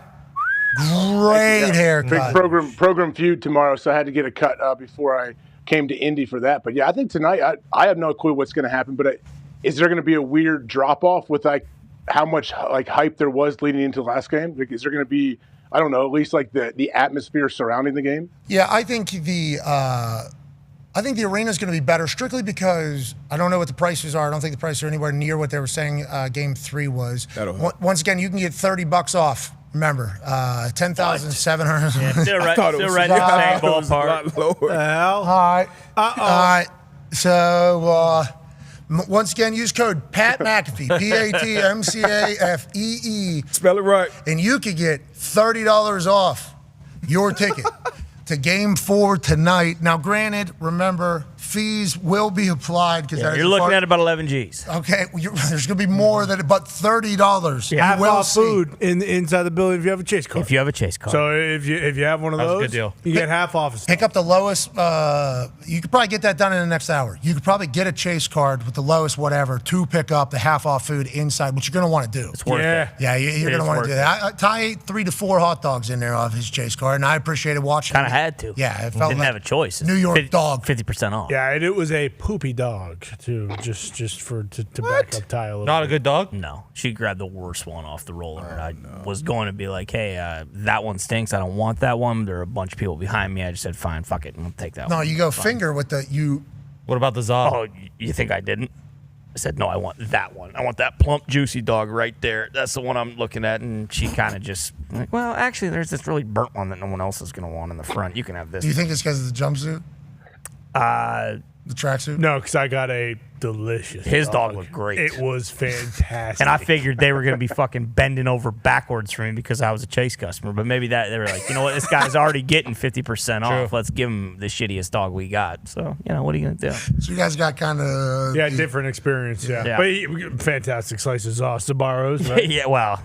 All right, that is not what the New York slice, baby. That is not what it was. It's not Sparrow over there. Okay, the New Yorkers get very upset whenever we do ask for Sparrow-like slice. Right. Where do we get that at? Which is weird because that's like the ultimate compliment. I don't know how you could take that any other way than saying, oh, this guy wants the best slice of za available. Well, I think they call us stupid. Like they say we are ignorant. They say all these things, and we're like, that sounds like. You. Yeah. Really, oh, really? Yeah. Mr. or Mrs. High and Mighty, have you ever had a slice of Sbarro? I know you live in, the pie mecca of the world, but Sbarro's. Did you say slices, Yeah. Yeah. That's a new one for me. I didn't know. What's that? What do you I didn't know mean? that's what y'all call za. But what did you think za was? Not that. Could it be? Slices So za. slices za. You were having a moment here in this conversation where you're like za. Trying to figure out what we're talking about. No. I use my context clues, but za's, You've never heard something me you say roll up. slices za? No. Yeah, had Dude, to. we had a za hut run. We did. Yeah. No, you never called it that. we You did. never. No, never. All right. Well, hey, Learn something new every day. hey, that's going to be a good thing for you. How high was this guy the whole time? That was probably the problem. See, Bring him back down. Yeah, smoking seriously. za. I don't feel like Reggie. But now I know. Ain't no Reggie in here. We never in Indiana actually. You can't. So Not 'cause yet. It's not legal. Well said. Wake up! Oh, Governor. We got 2 NFL teams. Yeah, we need it. Yeah, I don't know if we're going to be able to keep professional athletes in the state. Okay, we got 2 NFL teams. We got an NBA team. Mm-hmm. We got a WNBA team, by the way, Game winner. Big win. from her logo. From like her actual spot, Hard not to say from CC whenever you see somebody shoot for 3-3 from there. That's like literally her spot, right? I think she has like her logo on the Iowa Hawkeyes basketball court at that exact spot. What a pass by Sophie. Yeah. Sure. I mean, hypnotizing with the different color paint on the ball. Yeah. And the defender, I think, got trapped in the hypnotizer. It was like, there's no way this pass is going to be able to make it. Tries to jump that thing. Yeah, right. Sophie's got an absolute cannon over there. Full court pass, absolute splashdown. Fever win. Your team loses. This is the WNBA. No big deal. Welcome to it. Mm-hmm. Who's playing good right now? The Lynx. They got a rookie point guard that is going viral for Olivia Miles. There it is. Obviously, Olivia Miles. Out of TCU. Just absolutely. She's an absolute dog. Smooth as butter, dude. Got it on the string. To quote the Hulkster.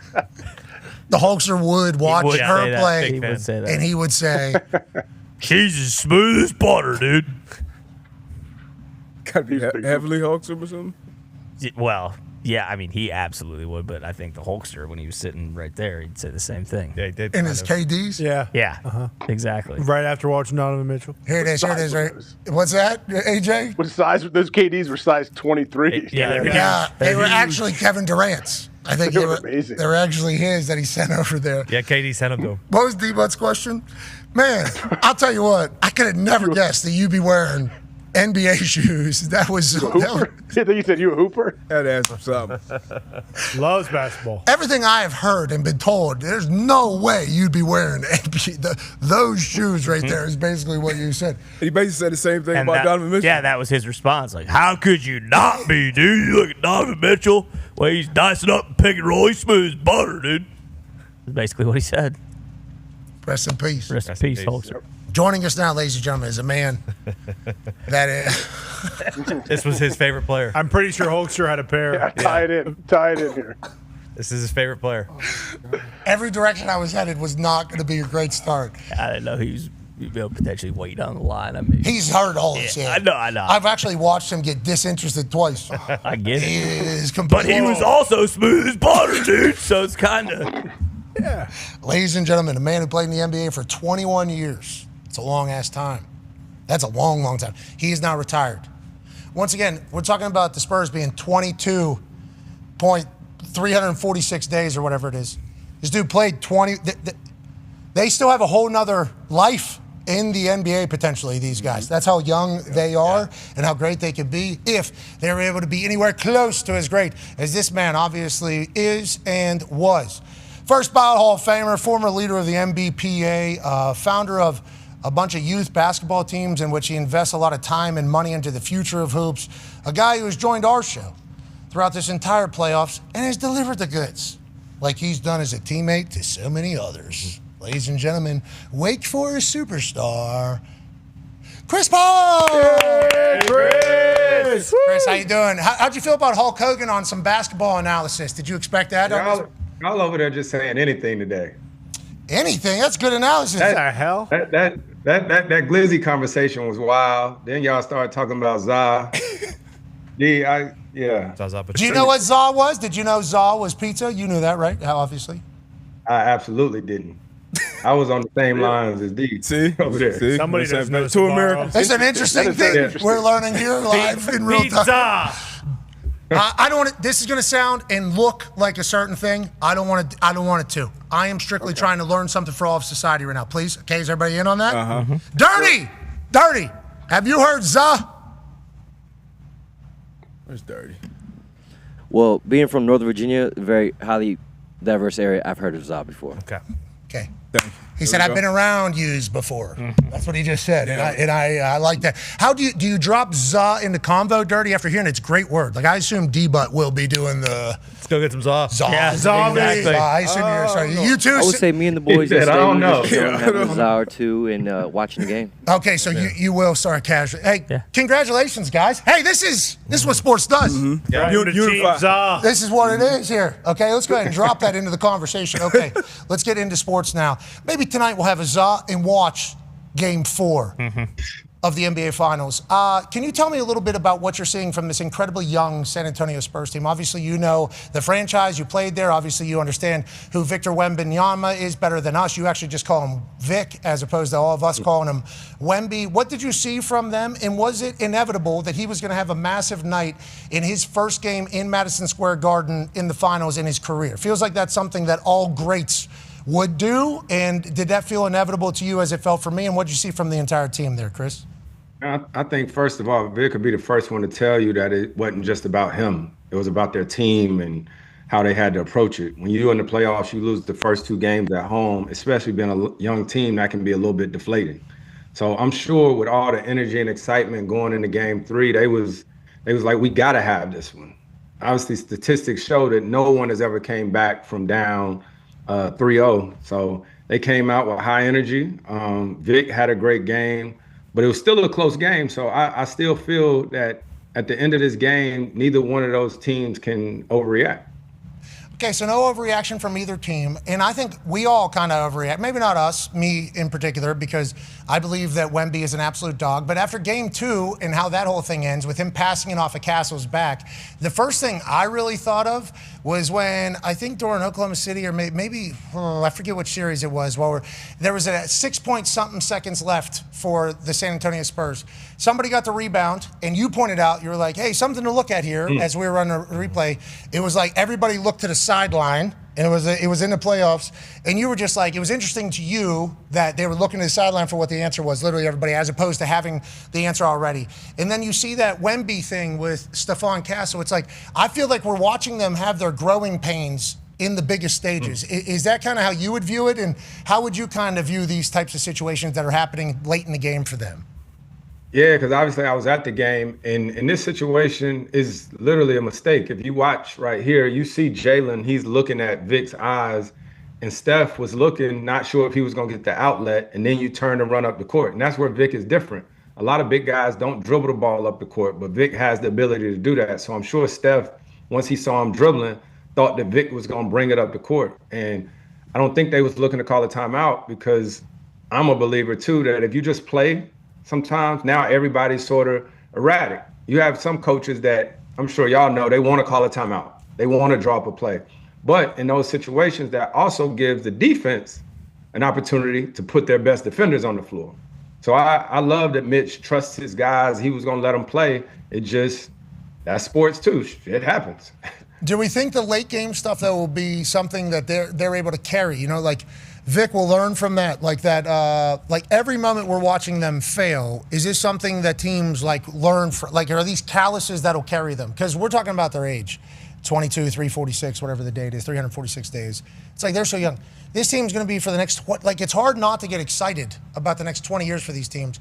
And we're watching them in real time kind of mature as a team. Is that a good way to kind of talk about what we're seeing here? They're nowhere near what they could be, or are we watching the Spurs play their best hoops, and that's why they're able to take down this Knicks team in Madison Square Garden?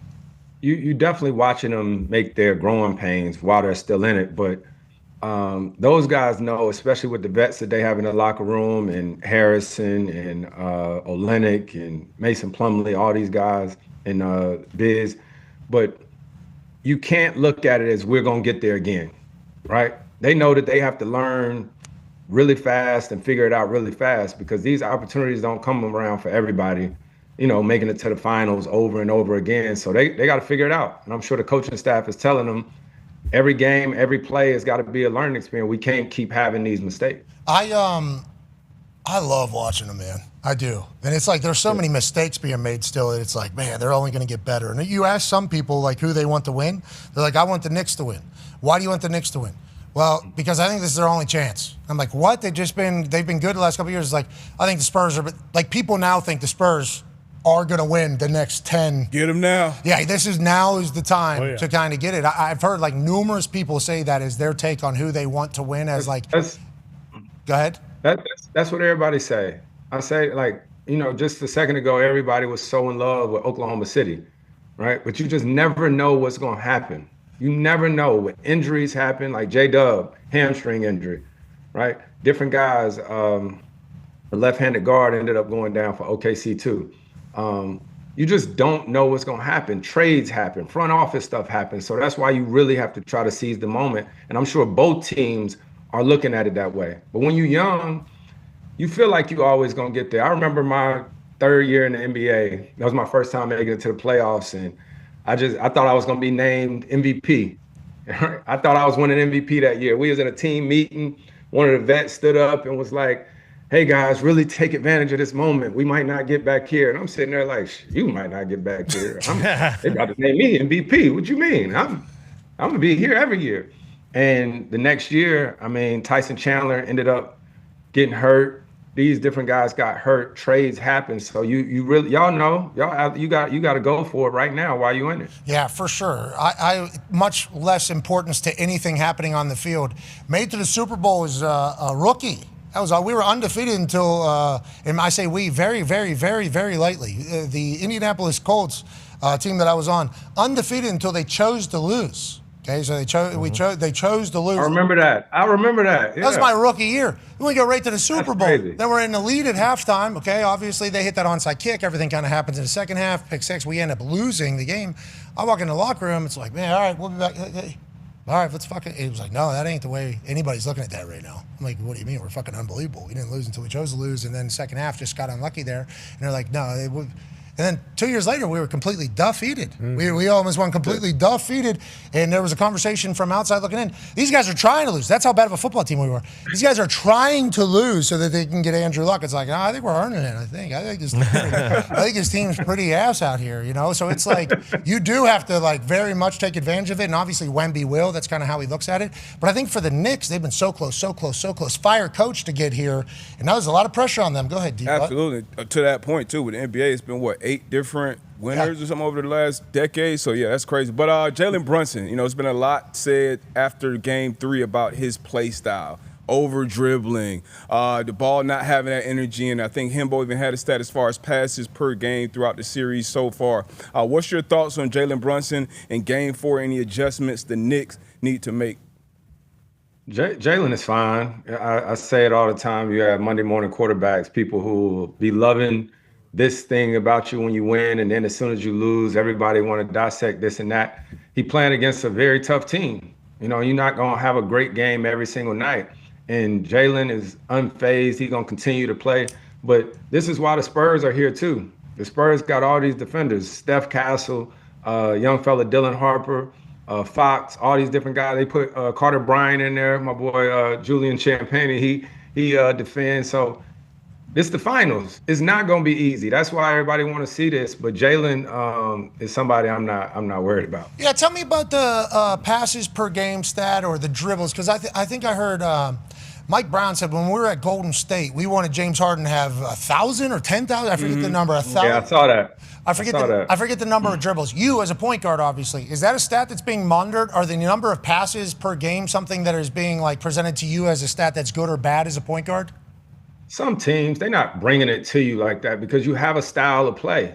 The way the Knicks have gotten here, obviously, is Jalen handling the ball, but they've obviously made some adjustments where they're playing through Cat. They're going to OG and all these things, but there was never a coach that was saying, like, this is how many dribbles you had, right? They could tell you to advance the ball, get off the ball, and as I got older and got a chance to play with more guys that can handle the ball, it makes it easier on you, right? Jalen knows that. If you watch him in a lot of these games, he's had a lot more energy because he's been able to get off the ball.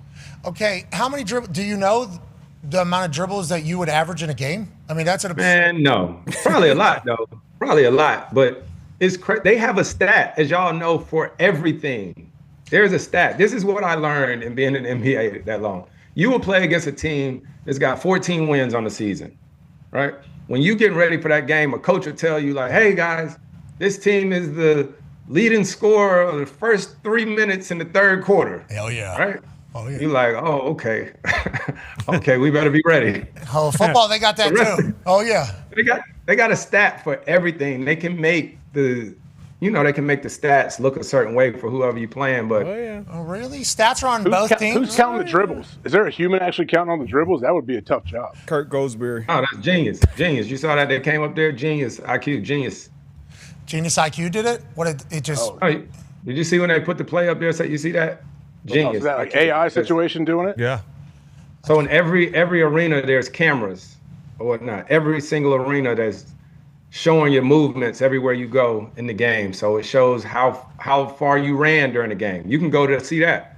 You can see I ran 2.5 miles tonight at this speed, man. The analytics is crazy. And we know the speed of NBA guys is slower than NFL guys, so they'll tell you the speed is slow. So I think is what they're Relax. That's just because the court is shorter. Oh, yeah, so you guys can't open up the strides. Yeah, can't open up the strides. Yeah, there you go. Sounds You're like an starting to learn. excuse. Yeah, I understand, especially with how tall you guys are. Okay, let's get into it. We have to get into it. We'll do more conversation about tonight's Game 4, but obviously, a friend of yours and, somebody you know very well was on the cover of Time magazine. We asked Carmelo Anthony in the first hour. He was pumped up that LeBron is in a state of mind in which he is comfortable enough to say what he said in that Time magazine. And Carmelo also said, I'm not saying any of these guys can beat me, let alone what LeBron is saying in this situation. That's kind of how you have to be, not only as a hooper, but as one of the elite hoopers or competitors on earth. You're not just going to say that somebody else can do it. What are your thoughts on this entire convo that obviously LeBron is definitely in, but also it becomes the conversation of basketball normally. It's like, well, LeBron's doing this. Is he the greatest of all time? How would all these other guys do it? You know, like for you, how's Chris doing it? How's all the point guards in the hit? Everything is always judged off the past. LeBron, obviously, since he's a teenager, has been judged off the greatest of all time in a lot of people's eyes. Now he's at this stage, maybe going to go play hoops at the age of 42. What are your thoughts on this comparison, this thought, and what LeBron is saying here kind of at this stage of his life? First of all, I missed all of this, but I'm sure you ask any hooper, anybody, if you're going to take this point guard or this player over him, they're going to say no, right? Yeah, you just going to say no. So I didn't think anything of it when I just heard you mention it. But, I mean, if you tell me to name my all-time starting five, I don't know who's going to be on the team, but I'm damn sure going to be on it. I know who's passing them the ball, okay? And I know that is incredible. Yeah, and I can shoot it too, so. I don't know, tall. You know, nowadays everybody's so tall. You know what I mean? It's much taller. It's an altitude game now, Chris. It really is. Is it? Yeah. Is it? Yeah, that's why you find me on the golf course, man. I just came from Maidstone. You find me on the golf course. Are you? How are you at golf? Very good, I assume. No, I need some work though. I just did a really cool golf trip to the Maidstone Club. With a crew of guys, good time. What I definitely know what that is, but those who don't, you know what I mean? Like other people that are yeah, exactly. If you were to tell the idiots casuals that don't know what that is, yeah. It was my first time, so I don't know. I got all these different places that I want to try to go play at some point. You got any recommendations? Tell me. Where the hell were you, Chris? What the hell is this? You said you went to Bainstone? Where? Oh, I was in the Hamptons. That's what we do. Must be nice. First time. How was it? We were handshaking, I hope. I mean, I hope there was a lot of handshaking out there, CP3. Man, it was a good time. It was a nice view. At the game 3? Think about this. LeBron's still thinking about playing. This is what he's got going on. Just yucking it up in the Hamptons. Just living life in the Hamptons. Carmelo, he's got a production company, just kind of doing his thing. Got a documentary coming out on Friday. LeBron's chipping in and trying to decide whether or not he's going to play for the Lakers or I'm going to a high school basketball tournament tomorrow. Doing all this fun stuff. Is it your team? Your team's playing? Your boys playing? My son is playing. Where's my daughter got a game tonight. I'll be in the building for her game. Then I get to go to my son's tournament start tomorrow. Okay, where's that tournament at, and how's he playing? I know he had a good weekend. He highlight worthy like 2 weeks ago or something like that, and you said this is what he's supposed to do. That's what you said. I believe was the exact words. Where are we playing? And this weekend we'll be in Phoenix. We'll be in Phoenix. So the whole month of June is high school basketball. So the rest of the summer is usually AAU. This month is high school, so it'll be with his high school team. So interesting.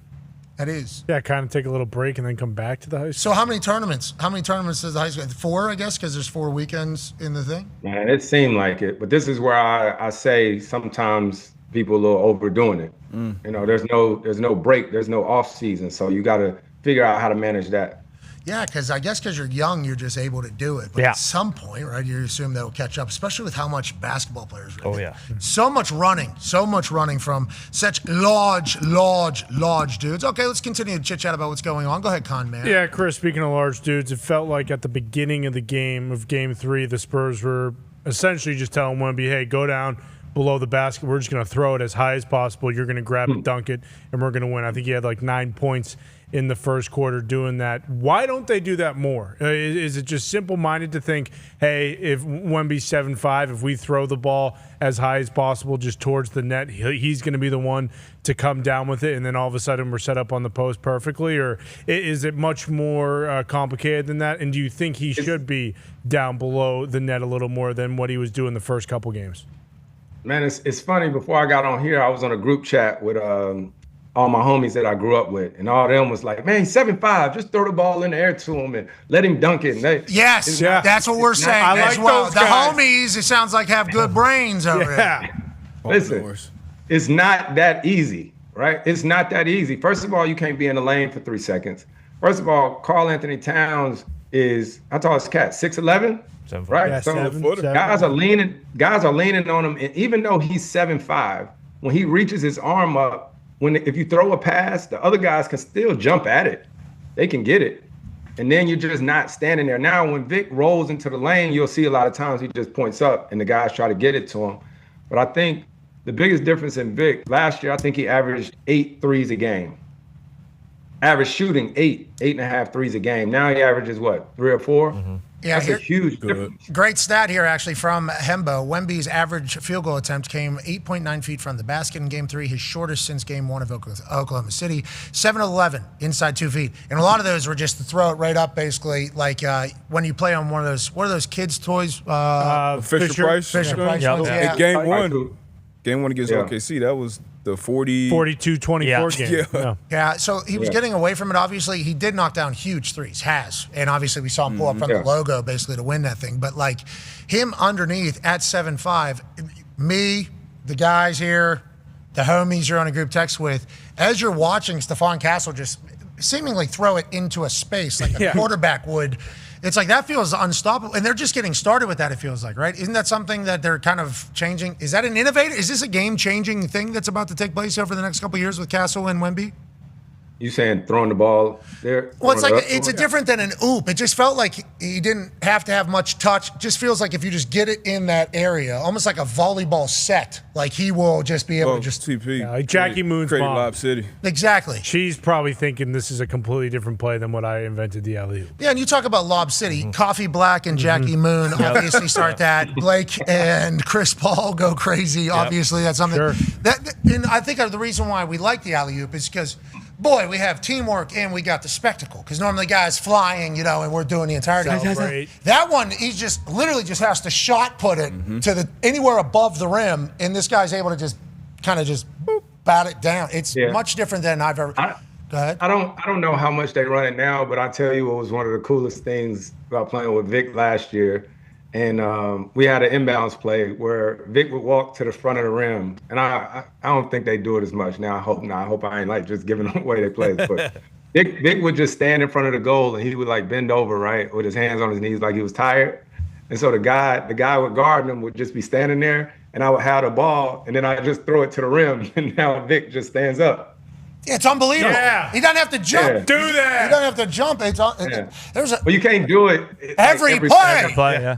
3 seconds, defensive 3 seconds. Like guys ain't just letting him walk in there, right? There's an actual fight. They hitting each other and all that. And this is the thing too. If you throw the ball up to him, the pass sometimes has to be very perfect because it's the playoffs. They're not calling all the fouls and guys leaning on them hitting. So then you turn it over once or twice. You're like, hell no, I ain't doing that no more.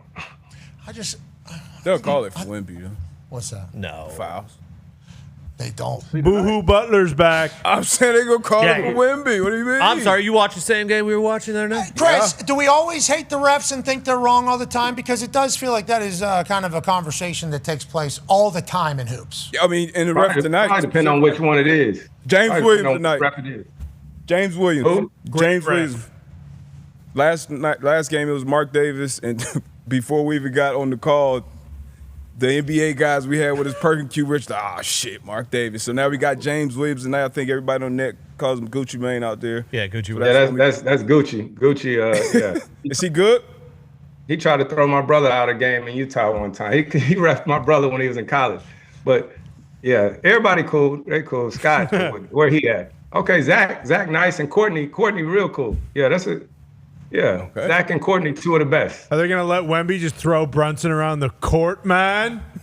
James Capers one of the best, too. Are they going to let what? They're going to let Wemby just shove Brunson by his face. I thought everybody loved it when it happened against OKC. What happened? It wasn't a grab to the face in a garden. I still love it. And that was a call, by the way. That was called. That was a whole conversation about what it should be, what it can't be.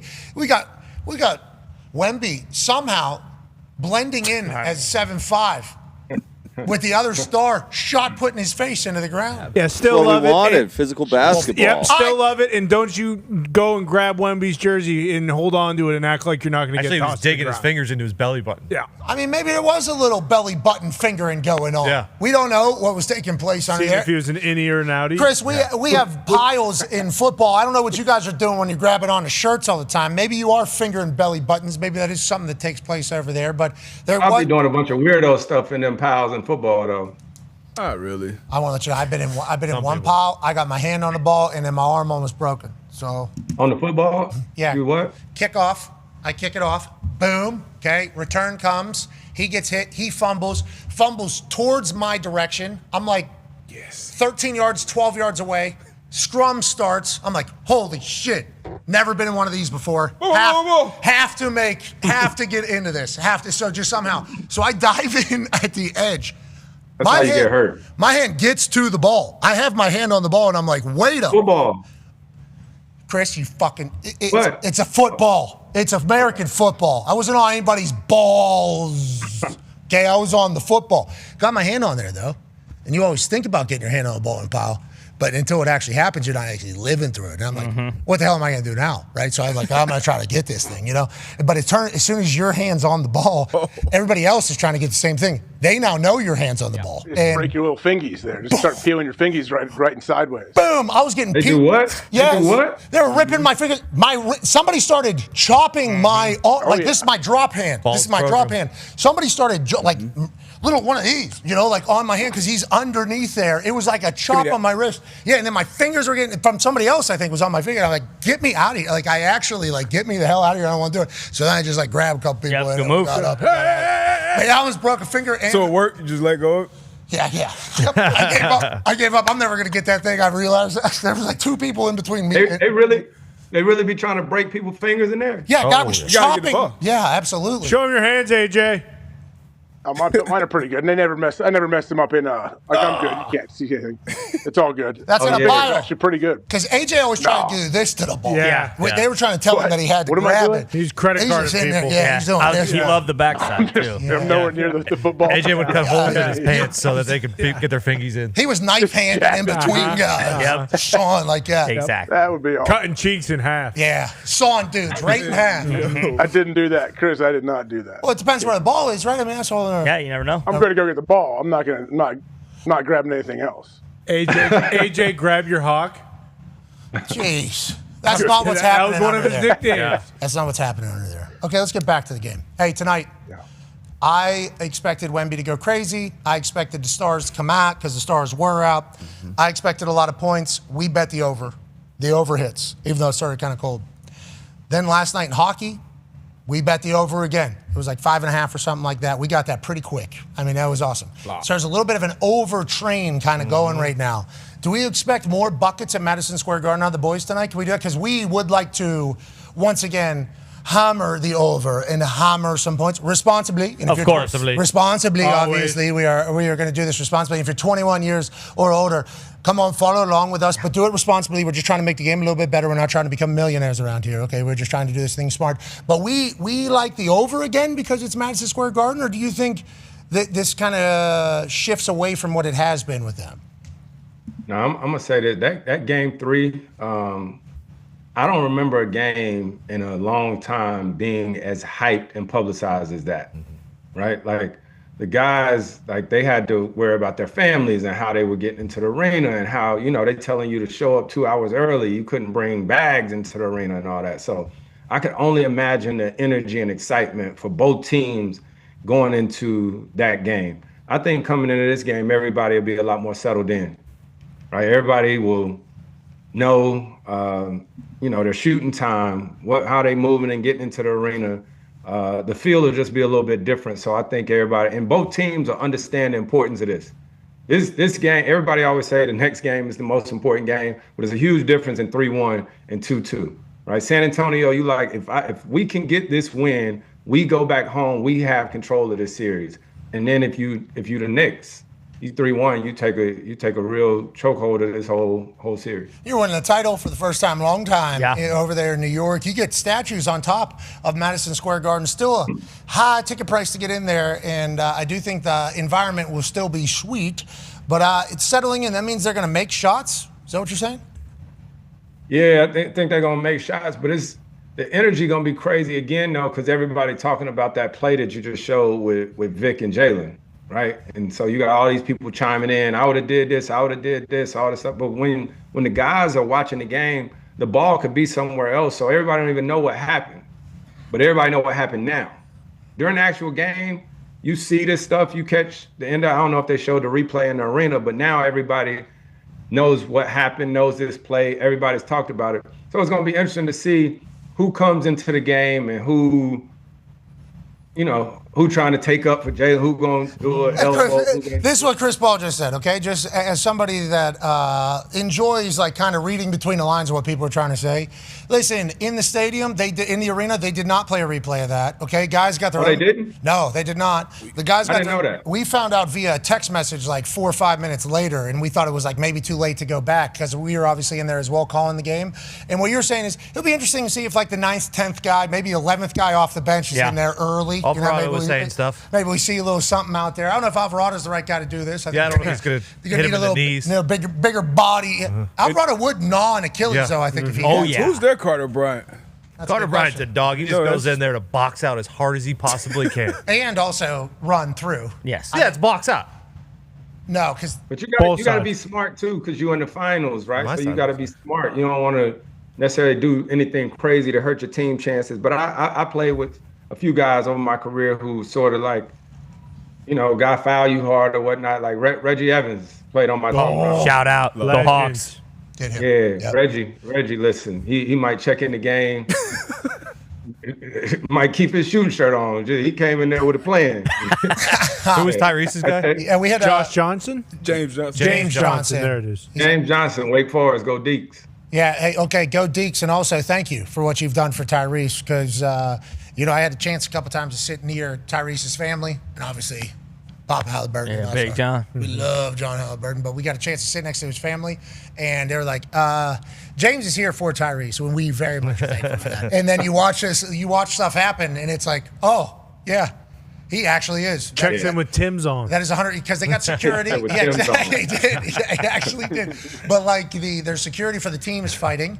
And then players have their own security. And then, you also got a player on team just in case stuff needs to be handled on there to protect stars. I like that the NBA does that. I like that exists. And I also appreciate you pointing out, like, hey, yeah, there will be some. You can't just do that to Jalen Brunson. That's not going to be how this thing's going to go. Because you heard a lot of people saying, and I think Carmelo said it too. He was like, hey, I would like people to fight there for Jalen. And I think a lot of people have said that about the Knicks team. They're like, hey, nobody really want that bat for him.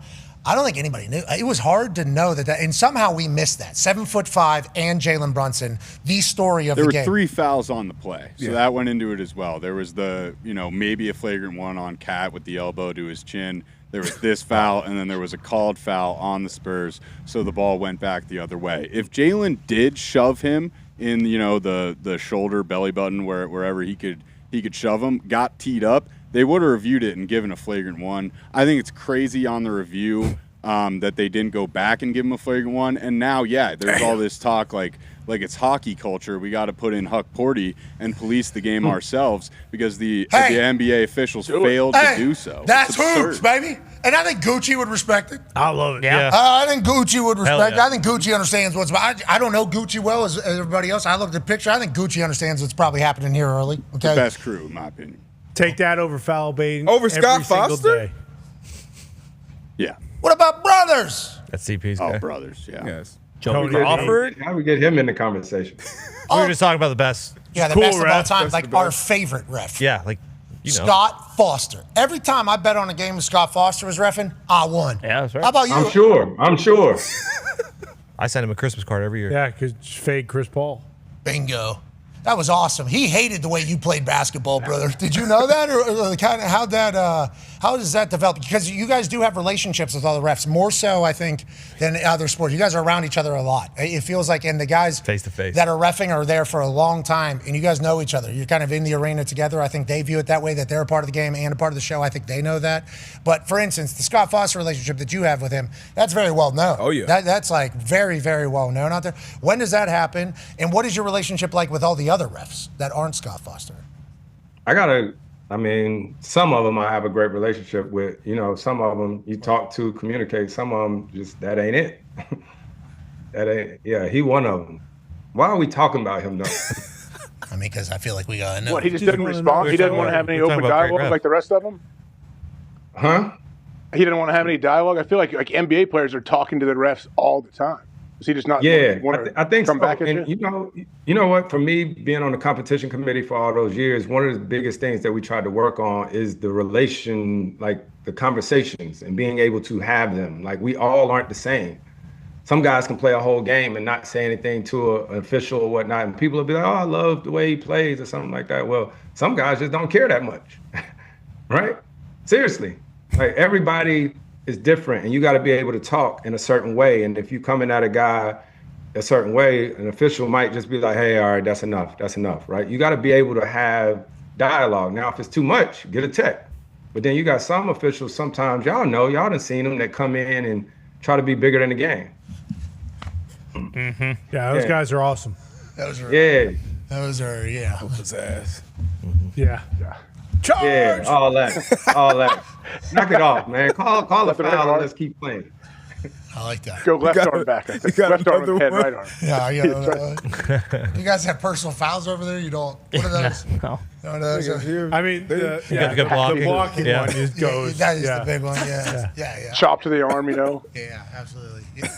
Yeah. Yeah, fuck it all. Tech, some of them call it tech like this. Oh, yeah. Comes up and do this one. Yeah, that do one. a little boom. You. And now coaches, you know it. I like that Scott Foster just told you to hush, please. Thank you. Yep. Oh, me? Yeah, enough. We're not listening to you. Please, not tonight. Thank you. And then you got on the competition committee to try to change the rule, so he had to fucking talk to you. I like that. I like that a lot. No. That was exactly what happened. I was on the competition committee way before that. Oh, okay. So you do know when it started with That's a good one. Okay. So happy. A great highlight. You need to go get you a Scott Foster jersey. He would probably love that too, Pat. I like. Excuse me. Get out of my face, please. Jeez, you guys ain't got time. I do like that Scott Foster does not care that you played 21 years in the NBA. Okay, I've been here just as long, buddy. Okay, what do you think? Said 25 right there. Yeah, 21. Yeah. That's cute. Okay, yeah, sweet. All right, you're welcome to my league, pal. That's nothing. I love that. All right. Well, maybe you guys have dinner sometime. Mm-hmm. Never. Ladies and gentlemen, that's Chris Paul. Yeah, Chris. That's some real heat. Yeah, it is. Yeah. That's some real heat right there. I mean, he was like 0 for 18 at one point. It was a guarantee. Yeah. That's probably the most known beef between yeah. star player and a ref. Okay, let's think about that. In other sports, I don't think so, right? Can't even really think about it. Me neither. Definitely. People that aren't into basketball, no. Those two, Scott Foster, Chris Paul, just they've seen so many headlines and tweets about it. And it was like a lock. Like, hey, there's no way this guy's going to let this guy win. Okay, he's going to stack some fouls. This thing's going to happen. No matter. Scott Foster just didn't like the way CP3 played hoops. Sorry, didn't want to hear it either. I don't like baseball. Not as Hernandez? much. Yeah, I mean, maybe. Yeah, there's like Jim West. There's a couple guys, but those guys rotate around. So, like, one day you might have a guy behind the plate, and then he's like behind second base. So it's not. But there have been guys who have like ruined perfect games for guys and stuff like that. So, but probably not like basketball. Google says Chris Paul and Scott Foster is perhaps the most well-known ongoing feud in modern sports. And it doesn't sound like it's ending. No, it does not. Anytime. So you guys go get some food? Absolutely not. All right, sweet. Okay, that's over. Let's hit some things that we haven't chatted about. Zach Brown will be joining us at 2 o'clock. He's performing at UFC Freedom 250 this weekend. Insane situation. Travis Pastrana. Oh, yeah. Is that real? I don't know. Nitro Circus. I hope that's I don't know if not- it's I real. hope that's I not don't know. real. What do you? I hope it's not. Is he jumping over the White People House? are, like, I think this could be cool, but, like, if people really want to have an issue with it and make a mockery of it, then Pastrana and the boys bringing dirt bikes and flying over the claw and doing stuff like that. Like, that's how we get this thing at a different level. I just don't know if it's... It is happening. People are going to be so mad. so pissed. Is that so real? mad. Travis Wait, he's going to Pastrana. ride it over the claw, like up one of the claws? I don't know if that's... But can you imagine this guy doing, doing circles in the White House lawn, just tearing it up?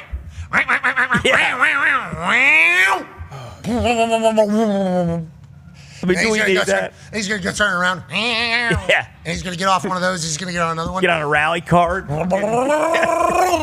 Backflip that thing over the Goes thing. through the White Lands House. on top of the White House. Yeah. Yeah. Now, Do we need that? Caves in. Travis Pastrana is an American dream story. I agree. Sure. He's an American icon. We are big Travis Pastrana fans. Yes. But I do think if you wanted to just go ahead and Yeah. Yeah, unfortunately, in this climate, this feels real. it is real. This feels like We've it's got gonna happen. confirmation. It is real. Nitro It's Circus. confirmed? Yes. Oh, I didn't know. 100% confirmed. Circus was. Who I didn't know. confirmed it's happening? Are you sure? Welcome to the modern Yeah, world. If this is bingo. going to be your first Nitro Circus experience It's at the White Nitro. House, they got a lot to pull from there. Okay, there's a pool right they just repainted. Everybody's Yep. super pumped. Yeah. And I've heard the painting looks good. Everybody's so who knows what he's going to do? What if he takes, all right, jet ski across there, jumps onto something, maybe an ATV, past Lincoln. Maybe then he hops off that thing onto dirt bike, heavy bike. Yeah, heavy bike. Heavy bike goes Jumping rolling heavy down, jumps that into the White House property, in the air, kicks the heavy bike off, gets onto dirt bike, obviously, backflip over White House. Okay. Yeah. Lands on other side, gets in go-kart. President Trump jumps in with him. Yep. With a golf club. He Happy slams Gilmore? up. Yeah. Trump takes golf club, 7-iron, hits golf ball. 250. Dana White catches it with his teeth. Yep. Yep. On the backside of it says, "We just signed a deal with Iran. Yeah, let's The fight. Strait of Hormuz is open." You know what? You can't discount it. You really can't. This could all be in the works right now. They might be running through this as we speak. What did KG say? Anything is possible. Feels like that is. Yeah. Oh, boy. So let's I can't hold wait. off any immediate what? Okay. I still, is this real? Or you guys? I saw the video. yanking my The chain. specifics might not be real, but it does look. I don't know if they're going to do that. Yeah. They're probably still brainstorming too, by the Something way. around close to that. He should skydive in. Why didn't he skydive in and, like, deliver a flag? No Maybe shoot. no parachute. Yeah, like Yeah, he no did parachute. with the Red Lands Bull. in the pool. He does that because remember yeah. that belly flopper. Yeah. Freaking. The pool's beautiful. It's freshly painted. I've heard it is freshly painted. Maybe he will jet ski on it. Something to think about. Whatever the case, Freedom 250 this weekend, Sunday, Paramount Plus, 8 live p.m. from the White House. Big card. Massive. Zach Brown's going to be singing the national anthem. Hell yes. This is for shoot. If this was a fight card weekend, just anywhere, people be losing their mind for the card. It is an insane lineup. It's gonna be sick. Yeah. Yeah, it is good. If weather. Yep. Yeah, and they don't gimmick themselves out of it before it starts. But we're a sport though that goes outside, and I think concerts are being held outside more than they've ever been done in the past because people are very scared of rain and things, kind of taking things down. More people are doing open air stadium concerts than ever before. I think people are just kind of rolling the dice with the weather. The weather is going to hit or it's not. I mean, we all know that. We can't control it, but as long as it's not ass, I think even if there's a little bit of drizzle, whatever the case, as long as Lightning's the only thing. Lightning's the only problem because that'll shut them down. Torrential If downpour it rains, who cares? It'd be real. I think everyone would be excited to watch it in the rain. Now, it's going to be slick as shit Yeah. in there, and Not that's going to our fault. No obviously. matter what. And there's titles up for grabs, so it's like, was that a fair? I mean, it is. Humidity potentially making the fights boring too. Guys just gassing out right away. That's what I would worry about. Well, I don't think it. Hopefully, one side would be able to take advantage of that. So maybe a lot of quicker fights. I mean, we'll see. Yeah, if it's humid, they might just have this point at the middle and say, "Hey, we got to get this over with right now." You get it. Let's Watch do out this. for bugs. Swarms of bugs. Yeah, and they got obviously you need a queen bee, No, they maybe. sprayed for that. All right, we're back tomorrow for some reason. You'll watch, hopefully. We'll see you then. Goodbye. I think we really nailed that. Yeah, certainly. I think people that are watching are like, man, I can't wait to go watch those guys again tomorrow. You think that's what they're saying? Well, tomorrow's gonna be pretty sweet. So Yeah, tomorrow's gonna be sick. tomorrow, World Cup kicking off. Program feud, Program baby. feud. Like, people will be jacked up for tomorrow. Oh, yeah. 12-1 story. Sure. And I think I can announce Wayne Gretzky will be joining us tomorrow. Wayno! Boom. 12:40 Eastern Daylight Time. Yep. Is that what it is? EDT. Whatever your whatever it currently. But it might be forever because they might be getting rid of daylight savings. So is it I've heard that for like EDT? 3 years now. I've heard that for a long time. Yeah, I know. The daylight savings thing, it feels like that hubbub is just If someone doesn't know, if you could just say Eastern and they are like, what was it, EDT or EST, and they don't know, that's on them. It's a good point. No, I agree. And obviously we know, and we always do know. But if we're going to shut down daylight savings as a whole, EST much better than EDT. I agree. Eastern Standard Time. Is that what we're on right now? We're on EDT right now. And I'm worried if they cancel, we're going to be stuck on EDT forever. EST is much better, I think. I disagree. You think EDT is better? Yeah, because it gets dark at like 5 o'clock. No, I'm not talking about that. I'm just talking about the title of it. Strictly semantics. okay. I'm okay, talking okay. about the title. Got it. Title-wise. Yeah, that's fine. I don't like. You just go to ET. You drop the Eastern Time. You're right. ETZ. I don't like that. It's ETZ. I don't like either of them. Can we just do AM, PM? What the fuck are we talking about? What do you mean? We don't need to know. It's same time for We everybody. don't know if it's ST or DT. Is it 1 p.m. or is it 1 a.m.? So That's all we need to know. okay. I think it's going to be tough. Don't need to know all that other shit. No, just because daylight savings time is kind of going away, that doesn't mean that the time zones are going away. It should. There's still time It zones. should. Well, guess what? If it's 1 p.m. here, I know it's 11 or 10 p.m. So you think they should over all there. have to go off of what we they should be shown Eastern time, and they should do their own math every single I time? mean, look, we know my views on time, but first of all, I don't think it matters the ST. I don't think or I know your anything. views on time. Is it all the same? It's all an illusion. But again, if it's 1 p.m. here, we don't need to know if it's ST or DT. We know, hey, this is where we are. It's 1 p.m. Time, though, pretty good tracker of when light will be outside, right? Yeah. I Sure. think that's a good thing. Yeah. I think time does that pretty well. Yeah, 1 p.m., whether it's EDT or EST, guess what? The sun's out. Hopefully. Not here. It depends what month it is. But here. Well, that's weather.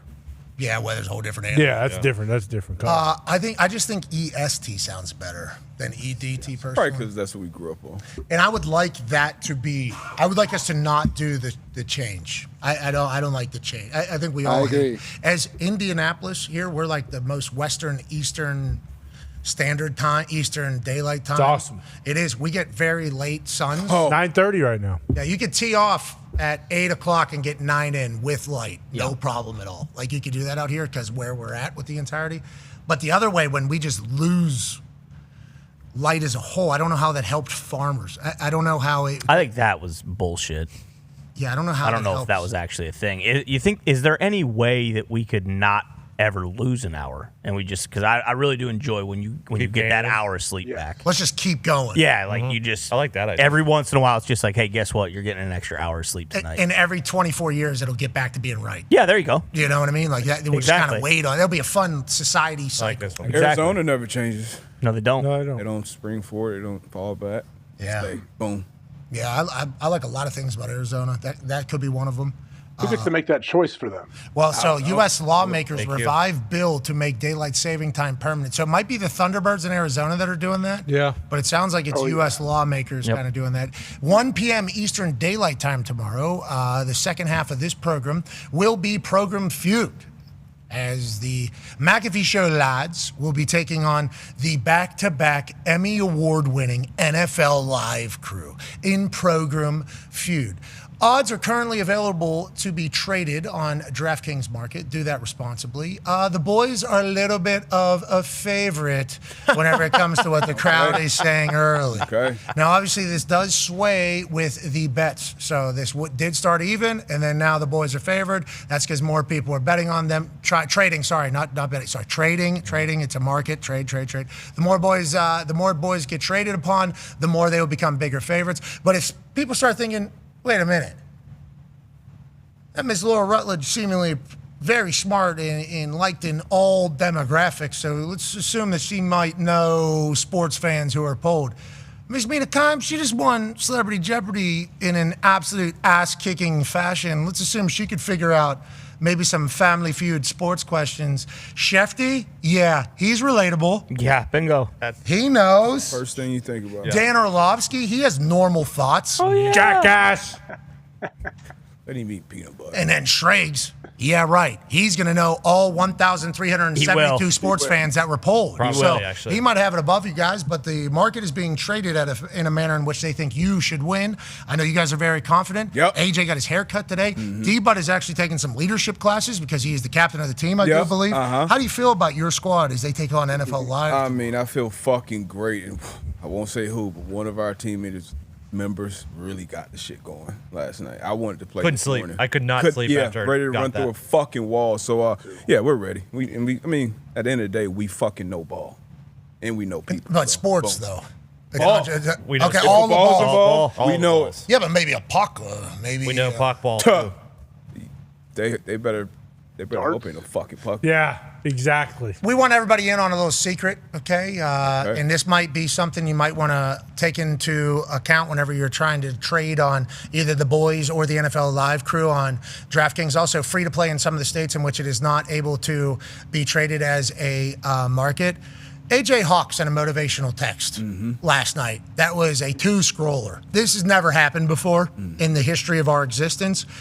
AJ's focused. Yeah. AJ's very focused. I hope the NFL Live crew has just a little bit of a clue about what you guys are not fucking around. You are trying to be Program Feud champions. You feel as if you will embarrass not just the program, but your families if you were to lose. And I think that is a backs against the wall mentality I like for you guys to have, Ty. Yeah, I mean, but we're playing for something here. This isn't some fucking round of grab ass. Okay, so yeah, seeing AJ put that out there, because I knew kind of, AJ's not in the office every day. Like, I knew kind of where we were at. We knew what we're expecting going into this.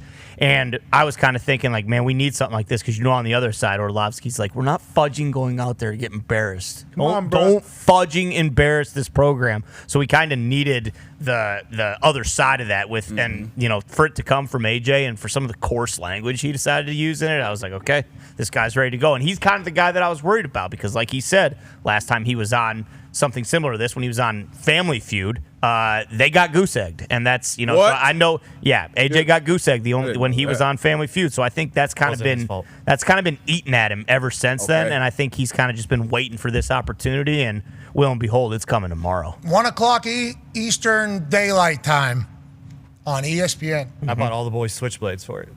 Yeah, I'm gonna cut Orlovsky. Yep. We start losing. No, that's not technically in the rule. Or We'll add it. rules. Exactly. I'm gonna cut his ass up. Don't. Schrager said he's blue collar, so go ahead. They reach for that button. I don't think we should steal. That's a wound. I don't think we. That's a kill. We should not be stabbing.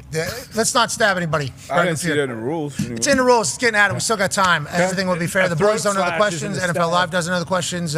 You can trade on it until 1 p.m. tomorrow. Ladies and gentlemen, joining us now is a man who released his 7th full studio album, Love and Fear, which is currently going to go on tour. He had a Sphere residency that was incredible. At one point, I think he maybe had like the top 10 songs just in the world. He's started out as country. He's partnered with Avicii. He's been all over the world doing music of all different genres. And his band and he sound just as good live as they sound through any of the streaming services. Ladies and gentlemen, a first ballot Hall of Fame musician, songwriter, and singer, and a man that you can go see on the road and this weekend at UFC Freedom 250 as he will sing the national anthem. He's jacked. Yeah. Wasn't always. He used to be a little bit of a chubbier. Okay, I've been a fan for a long time. Used to be a little bit chubbier. Then he got like super locked in. Jacked, dude. Yeah. And then that guitar, and he just is an absolute animal up there. Sweet hats. Sweet hats. Angelic voice. Ladies and gentlemen, Zach Brown. What's happening? Was that an accurate description? I don't want to be too rude. That's better than I deserve, brother. Thank you. Okay, so you were a little chubby though, and now you're super jacked. Is that rude of me to say? And is that an accurate depiction of how you think you are there? Yeah, man. I just didn't know how good you could feel if you take care of yourself. And then it was life changes and all that. But yeah, I used to be pretty fluffy, man. I was like up to almost 270 at one point. I was fluffy. Were you worried that if you go down and get in shape or get thinner, that because I was a fatso as well, but it helped me. I thought I had to have a fat ass to kick a ball further.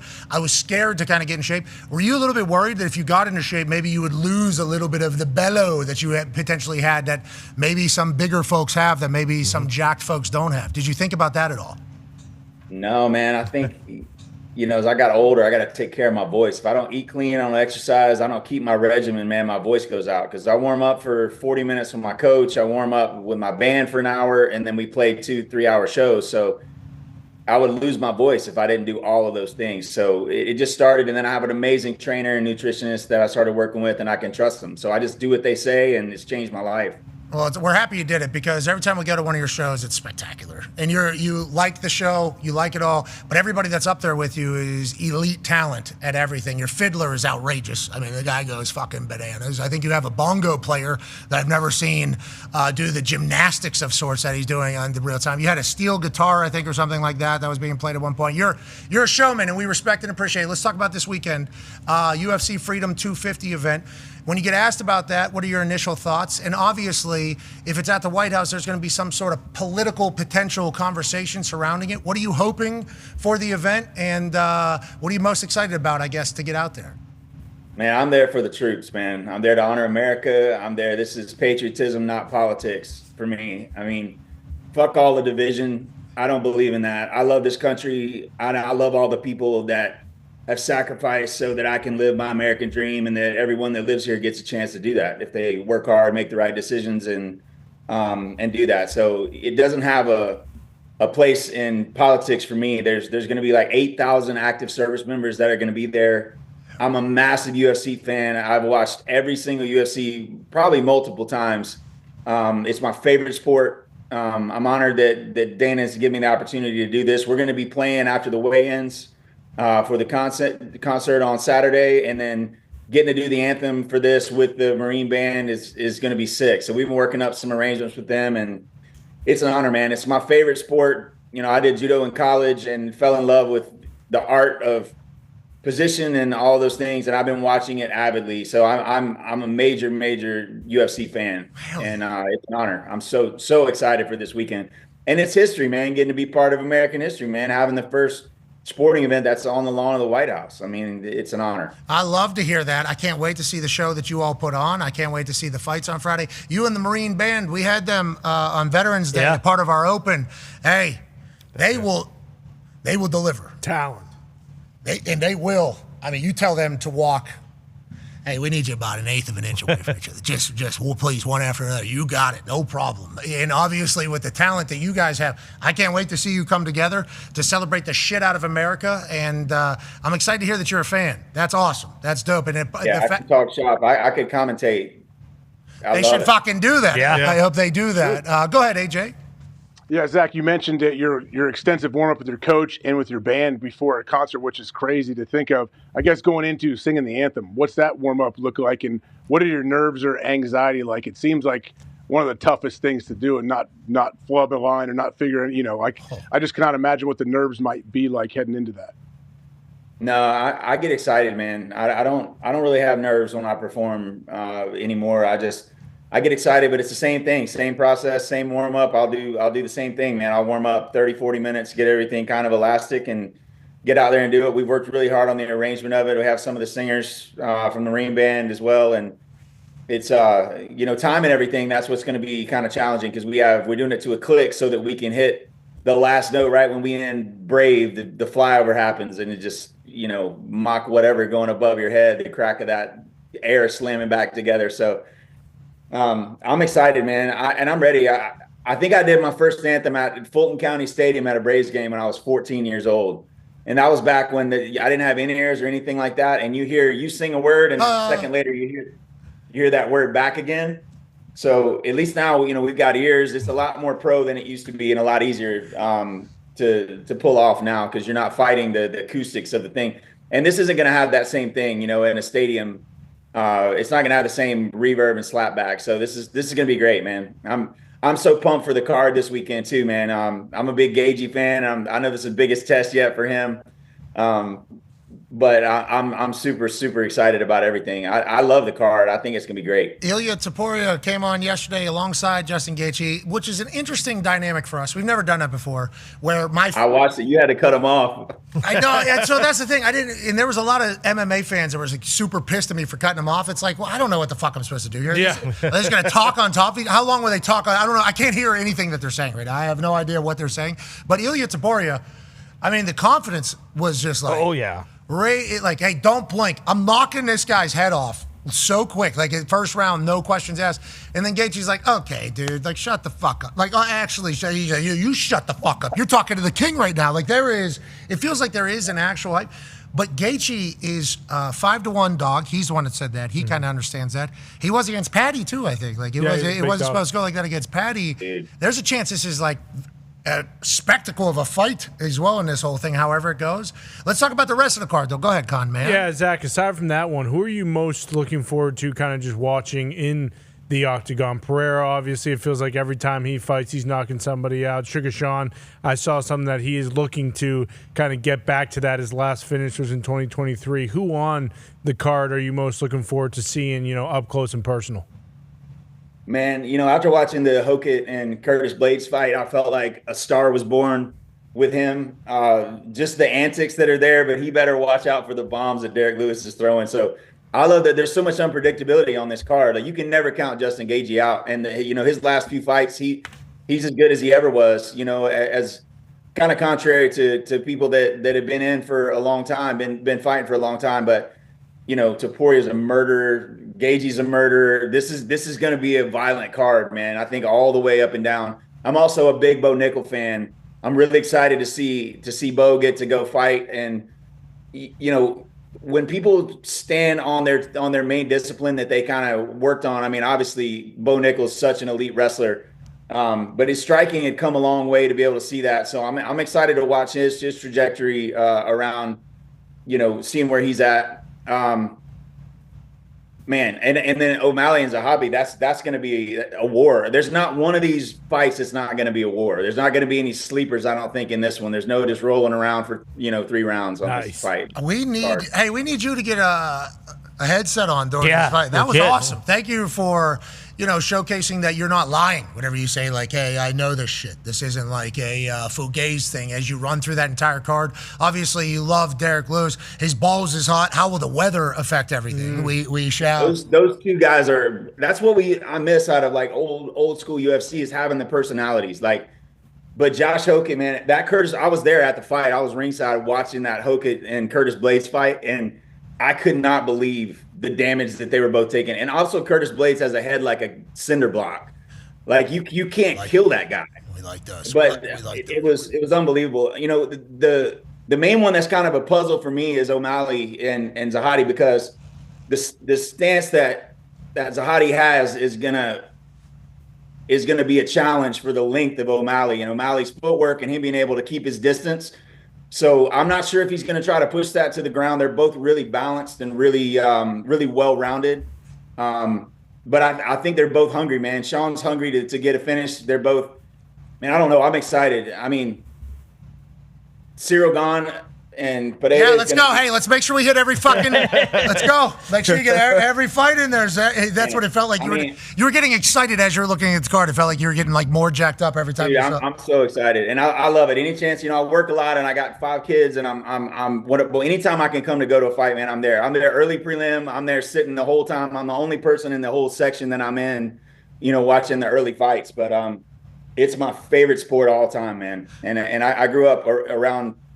Everything, playing football. I played ball for 11 years. I love the sportsmanship, but watching this sport evolve and turning into what it is. And I think, I want to say that it's going to be streamed to 1 billion homes worldwide. That's like 8 times the Super Bowl numbers. That's crazy. 1 billion.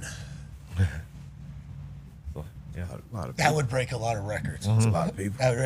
We got the World Cup coming up too. They lie. I feel like the World Cup lies. They always say some classic fucking- FIFA would never. They always say some fucking number. Look at this. We had 6 billion people watch the fucking world. It's like, says who? Oh, you're going to question the numbers coming out? Are you going into Asia and Africa to fucking count, or are we doing that? It's like, okay, all right.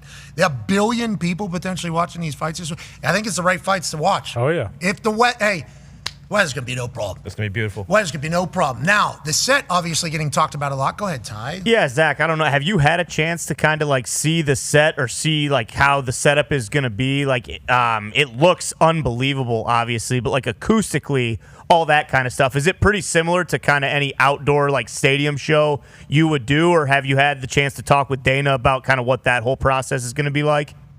You know, I've seen the renderings of it. I'm going to get to see it. I'm coming in on Thursday night to rehearse with the Marine Band and stuff like that. So I'll be able to be there and have some time to get on stage. But normally the acoustics, they've got the right investment in the right sound system and everything like that. But it's going to be there's nothing for the sound to bounce off of. So that's really best case scenario. When you're in a bowl in a football stadium and you're in the back and you're hearing the bass roll around, you're basically playing in a bowl. And you're not going to have any of that here. I think the sound's going to be stellar. They've spent a lot of money making this as big and beautiful as it should be, being such a historical event. So I'm not worried about that at all. I love Dana saying, I'm losing a lot of money on it, okay? Celebrate America, okay? It's on the troops. The fucking stock people don't love what's happening with this entire thing, but it's a spectacle for America. He's trying to make it as great as possible. Now, on that note, is Travis Pastrana skydiving in with your microphone, maybe? Oh, there we go. Is Travis Pastrana coming down from the sky with your microphone? Like, imagine squirrel suit. Yeah, wingsuit. Yep. Squirrel suit thing comes in, has a golden microphone for the golden pipes, hits him with it. Flyby. Yeah. Yeah. Then he goes up into the thing, lands on top of the claw. Yeah. Then you. Oh. And he starts raising the flag on top of the. Are you doing that? We're going to work on it now. Now it's a good idea.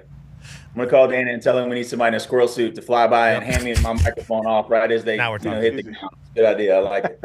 See, you're a fucking showman. I saw the Sphere thing. You and Brock Lesnar getting after it up there in a big crowd. I know you love the show. I remember the Chinese Dragon. I think you had one of your tours. It was this gigantic thing, the way the entire. I mean, you do enjoy the spectacle, and that I appreciate that. So I'm excited to see what your next tour looks like. I'm excited to see you on Sunday. Thank you so much for joining us. We appreciate the hell out of you. Yeah, I love you guys, man. Y'all have an awesome day, man. Thanks for having me as part of the show, man. Love what y'all do. Thank you. Anytime you will come on the show, we will certainly have you. And also, where are we at right now, weight-wise? I just got back from my honeymoon, so I think I'm a little bit over right now. I'm probably 197, 198 right now. Congratulations, you and Kendra, by the way. What weight class is that, UFC? I don't know. Yeah, what is that? Light heavy. What weight class would that be? 205? Yeah, I mean, I would probably have to cut if I was going to fight or walk around where I'm at. I'd probably be middleweight. I don't know. What would be your fighting style in there, Zach? What your striker, ground and pound? What would be your fighting style? Man, I gotta protect these fingers, man. I can't even roll anymore because if they mess up my guitar playing, then that's my livelihood. So I can't roll and rip geese, have things ripped out of my hands and fingers anymore or anything like that. But I'm as good once as I ever was, I guess, if I got to prove it. But hopefully it doesn't have to be in bars or anything anymore. I lived in bars for a long time. So those days are over, man. I'm throwing elbows and I'm choking people if I got to get out. I like that. We're going a little bit here. We're going a little bit here. And obviously roll, you meant like, a little work in there. I thought potentially you weren't allowed to roll anymore. I thought there was a chance you weren't allowed to roll anymore. I'm like, Jesus, we got to get some lighter papers or blunts in there. And I guess you could just bust down a black and mild. We thought about doing that in New York the other day. So we're just trying to look out for you there in that particular. Yeah, you're saying yes to all of it, yeah. Yeah, so Rampage taught me how to do it. He calls it freaking it. Oh, yeah. You take a white owl and you got to freak it to get the tobacco out of it. Yeah, I don't know. I got to protect my lungs too, man. I got to spearfish. I got to sing, Spearfish. God, you're good for you, dude. Hey, go do it all as you are. We appreciate the hell out of you, especially as a guy who played ball for 11 years. That's awesome. We're going to view you as a football guy dominating the world. Have a good one on Sunday. We appreciate you, ladies and gentlemen. That's Thank y'all. Is that Zach Brown? Yeah, Zach. Football guy. Boom. Makes sense. Georgia. That's why he's Go Dogs. He'd go Dogs. He's very much go Dogs. Game day, I think. Before we got there, he was at the SEC championship. Yes. And I remember watching that, just being like, if you guys can get Zach Brown at your thing, you should get. You should get Zach Brown at your thing. Certainly. And then, like Luke Combs, like loves college football and Yes, college he game. does. Hey, if you can get fucking Luke Combs, you go ahead and do that. See App State? Yeah. Yeah. But we should. Well, and he came to one where it wasn't. Georgia. Yeah, it was Georgia. Yeah, with Bailey Zimmerman. Yeah, they absolutely. Anytime we can have that on game day, I am a big promoter. Bring it. Listen, I understand that I might have to, shorten down some of my antics on game day so that maybe these guys who are fucking Grammy award-winning singers can perform at 9 a.m. on a fucking college campus for the first time since maybe they're 20 years old or something like that. Like, that's okay with us? And Zach Brown's one of the ones that you can kind of look at it like, hey, Zach Brown, top of the world. He's on game day, no problem at all. And I think he loved doing it. And was like pumped to do it. Guy loves ball, knows ball. Fresh off his honeymoon. I forgot about that. Legend. The fashion designer, right? Or the purse designer? What is it? Jewelry, yeah. Jewelry? Yeah, yeah. Congrats to him. Congrats to them. Love, as long as it's found, is the only thing that matters. So good for him. Can't wait for the next album after this one. Oh, man. Yeah, on the honeymoon, I assume there was. We've been spending a lot of time together now that it's pool season. He's got a lot of those summer hits. Knee deep in the water somewhere. God damn. Well, he's got good. He's singing the anthem at a playoff game, Falcons playoff game back in the day. When you were there? Yeah, so cool whenever you're at a game and somebody's actually doing the anthem that you're like, yes, that's fucking sweet. It was the whole band. I think it was the whole band. Yeah, they're all the super The Anthony. ZB boys. Who's the guy with a super deep voice? Long. Barry Manilow. Country musician. Clark Barry Duncan. White. Coulter Wall. No, I Barry don't. White is country, right? What was that one more time? He's got like one of those. Trace Atkins. Oh. Is that what it is? I Trace think so. does The have tall. that one. Yeah, Super tall, tall. Yeah. Very long cowboy. hair. Very cowboy. Rest in peace? No, actually, no. That's False. Toby Keith, No, dickhead. yeah, Toby. No, Keith. no, I know Toby. No. Trace is doing great. Okay, you did say, though, there for a second, we got to make sure we clear that up, okay? That's my bad. That's not me. I thought you Honky said tonk. Trace says honky tonk, Badonk, badonk, badonk, I right? believe so, yeah. That's him, and then he's got a bunch of others. Yeah, he's still very much alive. Yeah, and he's got an incredible. Yeah. And, Sultry. yeah, he was on the field before the game. He was singing in Tennessee at the Titans, and I, looked at him. It was, just me and him on the field, basically. I was like, I'm going to go talk to him. And then I said, sir, I'm a big fan or whatever, because I didn't know who he was at the time. I would have been able to just say his name, which I did. And he came back with nice to meet you. And I'm like, holy shit. That's what I know. Yeah, this guy. And his hair was down to the middle of his back, cowboy hat. He's fucking in boots. I'm like, Real cowboy. This guy real ranching right now. I fucking loved it. But I was excited about that. Carrie Underwood did the national anthem of the Super Bowl. I think that was a pretty sick time. You know where? the national anthem wasn't. You know where Taylor got her start? Where's that? Pittsburgh Steelers national anthem. Really? How old was she? 16, I think. Wow, because she's from she's Eagles family, right? Yeah, her family. dad's a big Eagles fan. Obviously, she's Chiefs now. Going to be married into that entire thing, but obviously Jason, in the Eagles married into that as well. But yeah, I did not know that the national anthem wasn't always a big to do. No. I think that's. Do you remember a time when it wasn't? Nah. Really? I kind of always remember it being Every at least game? for football. Okay, now it's No, yeah, I remember it being, the Super Bowl, would have someone, but even playoff games, there really was, and maybe that was just it wasn't on TV. yeah, probably not on TV, But- That's what I'm saying. Every game. Oh yeah. It was like as a player, I just remember. always did it for the games, Yeah, yes. But yeah. I'm talking about it becoming like a part of the natural game. And I think for all sports, it has kind of happened over it. And I would assume with the 250th birthday that's coming up, it's probably only going to amplify that entire thing. But it's also a good place to learn about people. Who was Avery? Avery Wilson. That guy was fucking unbelievable. Unfucking unbelievable. Especially with all the people that were definitely in that room and him knowing that. There was a lot going on during it too. Yeah, there's a lot of sounds and everything. Yeah, it was. It was an active national anthem. Pretty active. Probably the most active I've Definitely. been part of. Positive. They show Cat up there. Yeah. Show Wemby up there. Boo. There was a USA chant in there. President comes up. Obviously, there's a little bit of They booed the shit. there was then a boo. That was loud. It was definitely a boo. I saw some people saying it was the loudest boos. I don't think it was the loudest boos because it was the national anthem. I think there were some people that were not making noise during the national anthem. You know, like, which I think is kind of normal. So, you know, like, that's the... Usually you have teams that have their different things that may say... The home of the Chiefs. And there's a couple, I think the Stars have one. The Hurricanes, when it goes to the Rockets' red glare, they all scream red. Michigan, I think, red, blue, when blue hits. Washington Capitals do it too. Yeah, the red. The red there, so they do that. So it's like there are moments in songs where arenas or stadiums do say stuff during the national anthem. But normally that's a pretty, unless everybody's singing. Yeah. It is normally just like a pretty quiet. It was quiet for like the first maybe 15 seconds. That's After that, once it started, it just was. I think they showed Cat. I think they either And showed. he did great. I think they showed Cat the first time. He did. And the place cheered. Old buddy kept singing nothing. And then they showed Wemby. It was like, oh, they're working right now a little bit. And then there was a little bit of a boo. And I think they showed Jalen. And then I think there was a cheer. And then they put the president up there. It was like a little bit of a show. And he nailed it. Oh, yeah. Now, do we think he nailed it maybe because we weren't able to hear it as No, he It was was awesome. phenomenal. But I did think that, like, he's not looking at the Jumbotron. I bet, like, he doesn't know that they're showing Wemby and people just start booing. Like, I think you probably assume, like, oh, fuck, that's not for me. But you could see how it'd be like, oh, Jesus Christ, I'm just going to stop.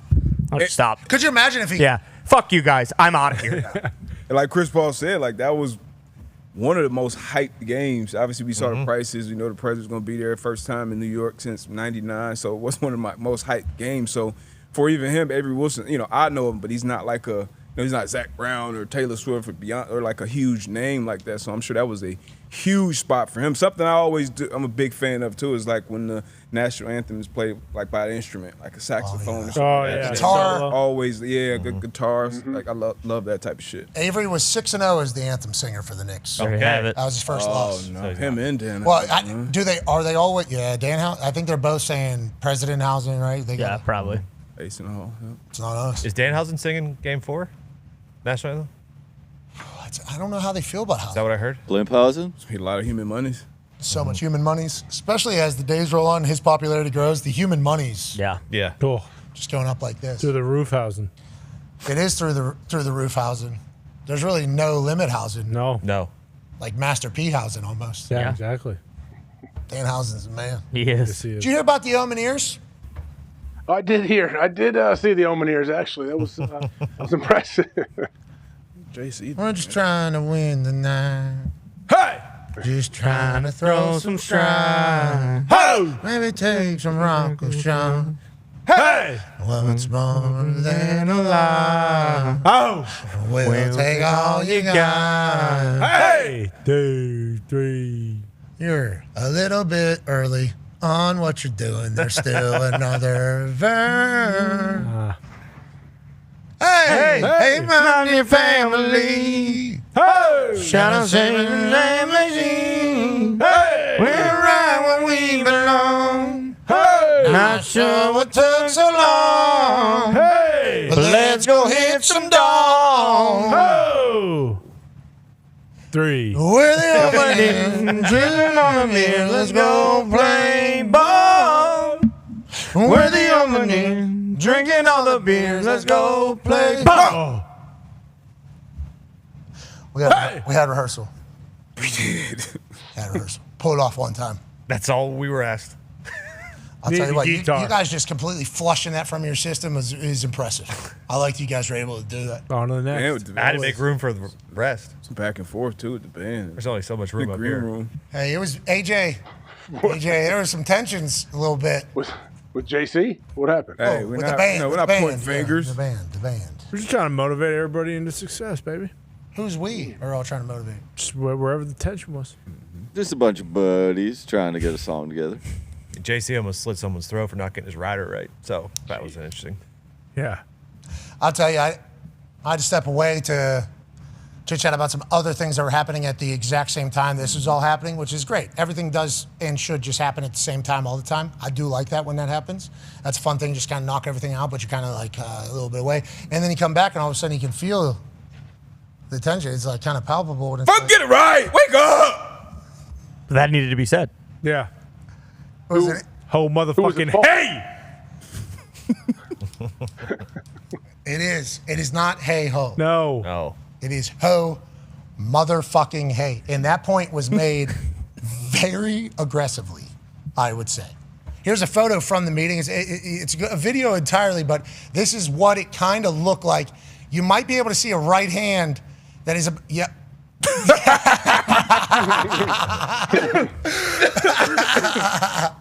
Oh man, that is awesome. All access. That is awesome. That is awesome. That is awesome. That is it's a little behind the scenes. Yeah. And what happened? That was surveillance footage. And what happened? That was surveillance. We got it right. Came out here and fucking nailed it. Yes, we did. The only person we didn't tell was the camera person that was going to be shooting the whole entire thing. But I'll tell you what. Hey, Scott, Jib man, good to see you, buddy. Baby Scott. Good, looks good. Thanks for coming, Scott. I guess there was a little color balance issue at the beginning there. Everybody was saying we were looking different colors than we actually are. Fucking wake up. With Jib, but Scott had to build that literally by hand today as he pieces together.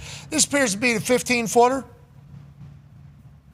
Yep, okay. Yep, 15-footer. Yep. He's got 20, 30, 50, 60, whatever the fuck you Whatever you need. Zach gonna be there after the show. We're gonna have to move our game. AJ? Keeps the ups. Have to go. Yeah, you guys hitting only headers? What is it? What's the game? Sometimes. I mean, it depends what the round calls for, you know. And now, I will say, as a person that has always been a part of these before, I am trying to get the ball to head quickly because that's when the most exciting time is. But we just one bounce. Hey, just keep the thing up, keep it alive, you know. But once it gets to headers only, that is when the time is really, really good. So, I think we've gotten much better over the last week or so. I think we're getting ready for the World Cup in proper fashion, and the lads are buzzing, I must say, whenever the World Cup official soccer ball made its presence known yesterday. Gumpy, I think our group is one that you as the gaffer could be proud of at this point. Yeah, we've really found our bearings. Yesterday was by far our best work, and just really proud of everybody going all in on the World Cup getting started here. Even Bone, who had no touch at all as I aimed for Bailey's head right there. That is a part of the problem with me with this particular game throughout soccer, throughout your entire life. You know, we're just trying to keep it up there. I want that ball up, you know, and I get bored too because you could just pass it, AJ. Just like you can just easily pass it, just one bounce, or just keep this thing going around in a circle. Sometimes you do need to calm it down. You do need to settle. Yeah, you do need to slow it down sometime, but you're only slowing it down so you can fucking speed that thing right back up so we can get a little bit of chaos, and then we got to slow it down a little bit. We got some magical plays happen. Conman yesterday up against a brick wall, boots that thing over his head perfectly. Right to Foxy, heads that thing, boom, perfectly. Gumpy comes in with a power knee. D-Bone wearing Carhartt somehow. It was 100 degrees outside yesterday. Wearing the whole team boot-colored shoes. He goes with a straight-on toe, boom. Somehow kicks it perfectly straight up in the air. Dirty comes over with a little hacky sack inside kick. Talk just dolphins a header. Like that right there. That's what he did. Off the top of it. It was magical moment. On the camera. Oh, boom.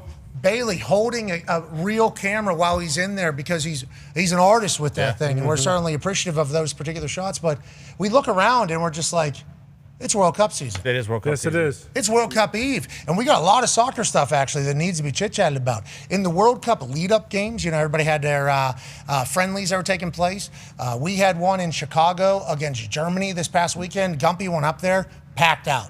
Absolutely, this is Soldier Field. Absolutely packed out. Now, we don't know what all the World Cup games are going to be like because they're on the coast and far away potentially from a lot of people. But in this lead up to, Anthony Robinson has maybe one of the best goals in the history of U.S. soccer, by the way. And against Germany, who's one of the favorites to win the entire World Cup in front of a sold out stadium in Chicago. Gumpy was there. Obviously, that's good stuff. They weren't the only one. You go to stadiums around the country.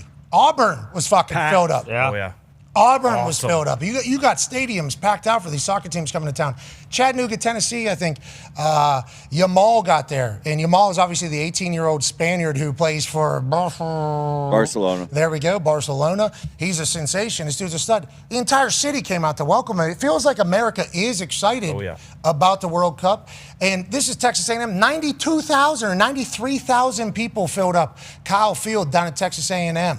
So whenever you talk about like a country embracing a sport that might not be our main one, it feels like the United States is representing right right now for the World Cup. It feels like we are excited about it, even though people are saying that we're not, and the tickets and yada, yada, yada. In the lead up in these friendlies, it has been nothing short of a spectacle everywhere that they have been. Last night, Argentina plays. Leo Messi gets on the pitch, and that every city he's gone to has obviously gone crazy for him. He literally gets on, sets up a guy, foul happens. Let me take a PK. Let me go ahead and bury this thing. Is this not what you came for? Yes, you did. You're welcome. Messi, I fill up stadiums. I score goals. That's kind of what he has done for United States and soccer with Inter Miami. Yes. So it's I think the country's buzzing for the World Cup. I don't think there was a lot of pre-hype for it. I think it's kind of shown up out of nowhere. You know, we've tried to like kind of get ready for it, but it kicks off tomorrow, 3 o'clock and 9 o'clock. Mexico takes on South Africa in Azteca. I do believe that should be an absurd, obviously. absolute scene. It's going to be awesome. Yeah, so it's going to be special, man. We're all in over here. Oh, yeah. We are all in over here. Awesome. Big news for the USA. Chris Richards is fully healthy, no limits on his minutes. He's ready to go for the opener. He's center back stud. A center back stud. Okay, love that. Obviously, Pulisic just had one of his nastiest lead-ups into a World Cup. Feels like he's confident. Source says from within the team and around the team are saying this is a tight bunch. Yes. Ponch has got the boys very, very That's tight. Ponch football, baby. He was looking for dogs. He was looking for like pride in USA. He was looking for fight. Now, granted, there was some rumors that he's potentially gone immediately after the World Cup to go coach somewhere else because he's such a good coach. And maybe that is the case. So I lost a little bit of hope. Turns out the boys are rallying around him. They cannot wait to kind of give it a go, especially on our home soil. That kicks off Friday, 9 Eastern time against Paraguay in Los Angeles. Now, there are some tickets, I think, available still for that, but I assume we're going to do well here. And the people that have come from other countries to America, especially the home base teams, like where they're at, have been How about Freddie from Germany? Freddie's a dog. Freddie from Germany might be an American who's acting as a German. We're not 100% sure with the internet being real, but I do love the thought of a German coming over to America, experiencing America that isn't New York City, Las Vegas, or Los Angeles. So it's actually a part of America. Elza is this lady from Sweden, I do believe.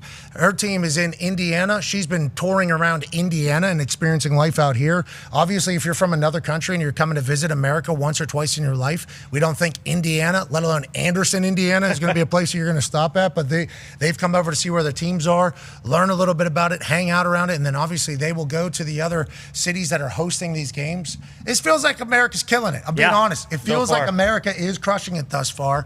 Tournament hasn't started, but the lead-up has certainly indicated that this is going to be a good tourney. Yeah, no, I would agree. Now we kind of just need to perform because that just for me personally, if you know, that's when my interest will kind of wane a little bit because it is very easy to be jacked. I mean, it doesn't happen very often. So when it does come around, like you have to kind of meet it there and be like, okay, hey, I like our team, I like our gaffer, I'm very excited, and now the boys need to go perform. We gotta win.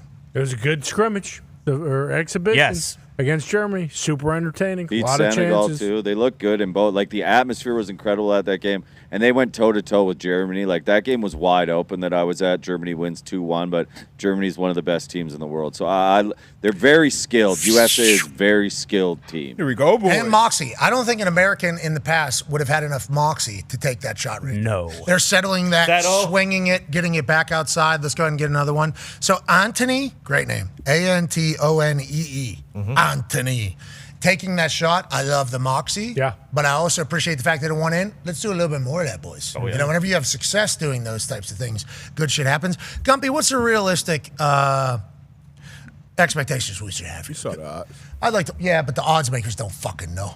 They weren't at the fucking game. Well, maybe they were actually. They might have been at that game. They might have had boots on the ground there trying to feel it. But if they were at that game, they're seeing something that Gumpy says the boys might win the whole thing. Gumpy, right? Boys might win the whole damn thing. I think quarterfinals would be a very good spot to make it to.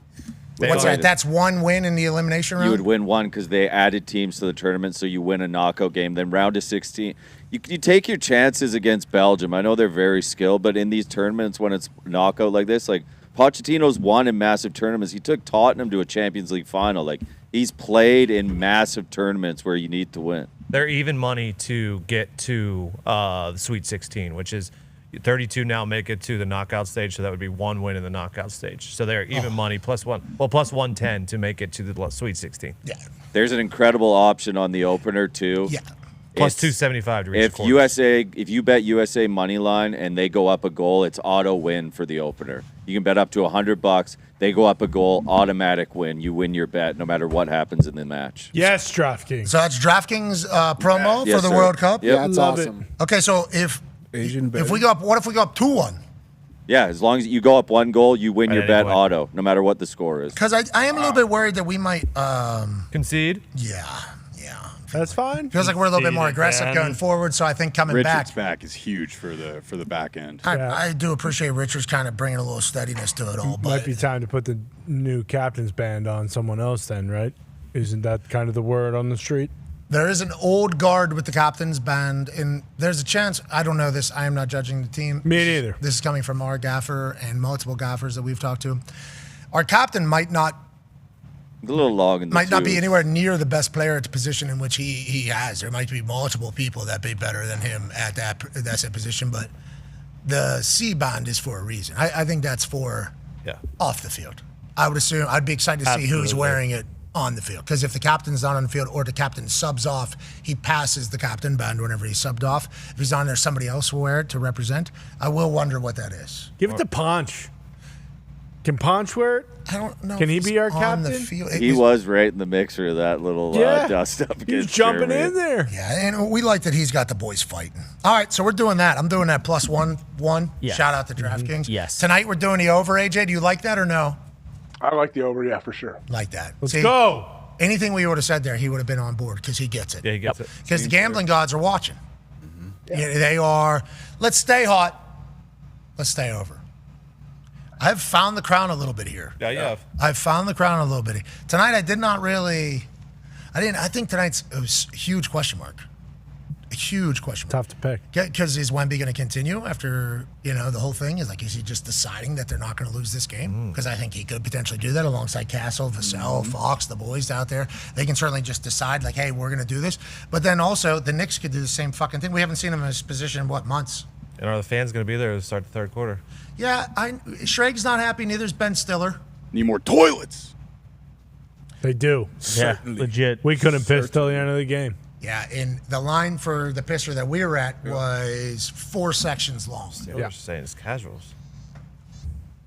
Well, they're saying people that aren't Knicks fans. Yeah, because they got the nice little club down there, so it is different for Celeb Row. But a lot of times the whole lower bowl is borderline empty at the start of third quarter, and that's where the toilets are coming into play. Yeah, because people are trying to get back. Turns out they're about to piss their pants waiting in line to go piss. They should put Porta Johns in for the finals. The troughs. Bring back the troughs. What was that? I think the kid was from Centerville, Ohio, that dove into the trough. Yeah. What? I've heard that. I've never seen it. No. But I've heard about Cleveland Browns, right? Wasn't it the Browns game? I think so. know. From Austria? it. Like body No. surfing through the troughs. Had to be 5 years. Within the last, I would say within the last 10 years, Oh. the internet has seen. Yeah, I remember. I remember when that happened. Yeah, it's disgusting, obviously. That's where everybody's pissing, dude. But, as we've learned, I guess, through society, that might be what he was looking for. Yeah, exactly. Reminded me of that order. Two Just seats. be happy, dude. Whatever you got to do. Tomorrow's big day, program feud. AJ will be in the Thunderdome.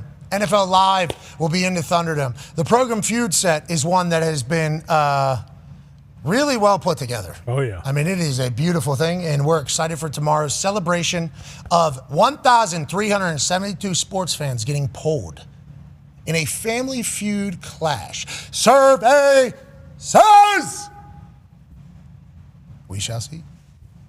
The markets are saying that the boys are a little bit of a favorite. That means more people are trading on the McAfee Show crew than they are trading on the NFL Live crew. I don't know if that's the right move or the wrong move, but I do know that the moves that the boys are making behind the scenes are one of a group that is invested in getting a program feud dub. And we should feel disrespected by I do. that right there. I do. Way too fucking close. I do. Maybe you guys should go trade it. If you're 21 plus, I think some states it's 18 plus, especially for the free to play. Responsibly want to get in. The boys are saying they're being disrespected. This might be the best you could trade them at going forward. Forever. But I think the NFL Live crew is saying we're back-to-back fucking Emmy Award winners. Yeah. These guys never lose. Ever. But Dan was on the Lions, so. And he's completely defeated. Yep. And that. Be a friend, tell a friend something nice. It might change your life. We're in this thing together. Appreciate you guys. Great work today. Tomorrow's going to be a lot of fun. Historic. Hell yeah. We're on the over tonight. Yep. Let's stay hot. How'd Skino do yesterday? Skino did fine. Not his best, but he did fine. Bullpen is shite. Bullpen is shite. Classic Pirates. I heard gave up 10 in one inning? Yeah. Right after Skino. The guy, That guy right after Skino? yeah, but the guy who came in, he had a 1 ERA on season, so that, Yeah, but Skino passed into baseball. Yeah. And then that guy gave up 10 runs in one inning? He gave up I think six, he gave I up believe. 6, yeah. But And the next guy gave Multiple. up more. Shite. Freddie Freeman also passed the milestone 2,500 hits. yeah. What a beast, dude. Well, it's because the Dodgers cheat. Get him out of the league. Might be changing the league because of it. And I don't think it's called cheating if they're just doing more of what's allowed than everybody else. Deferred contracts. Be a friend, tell a friend something nice. Might change your life. We're in this thing together. Team on me.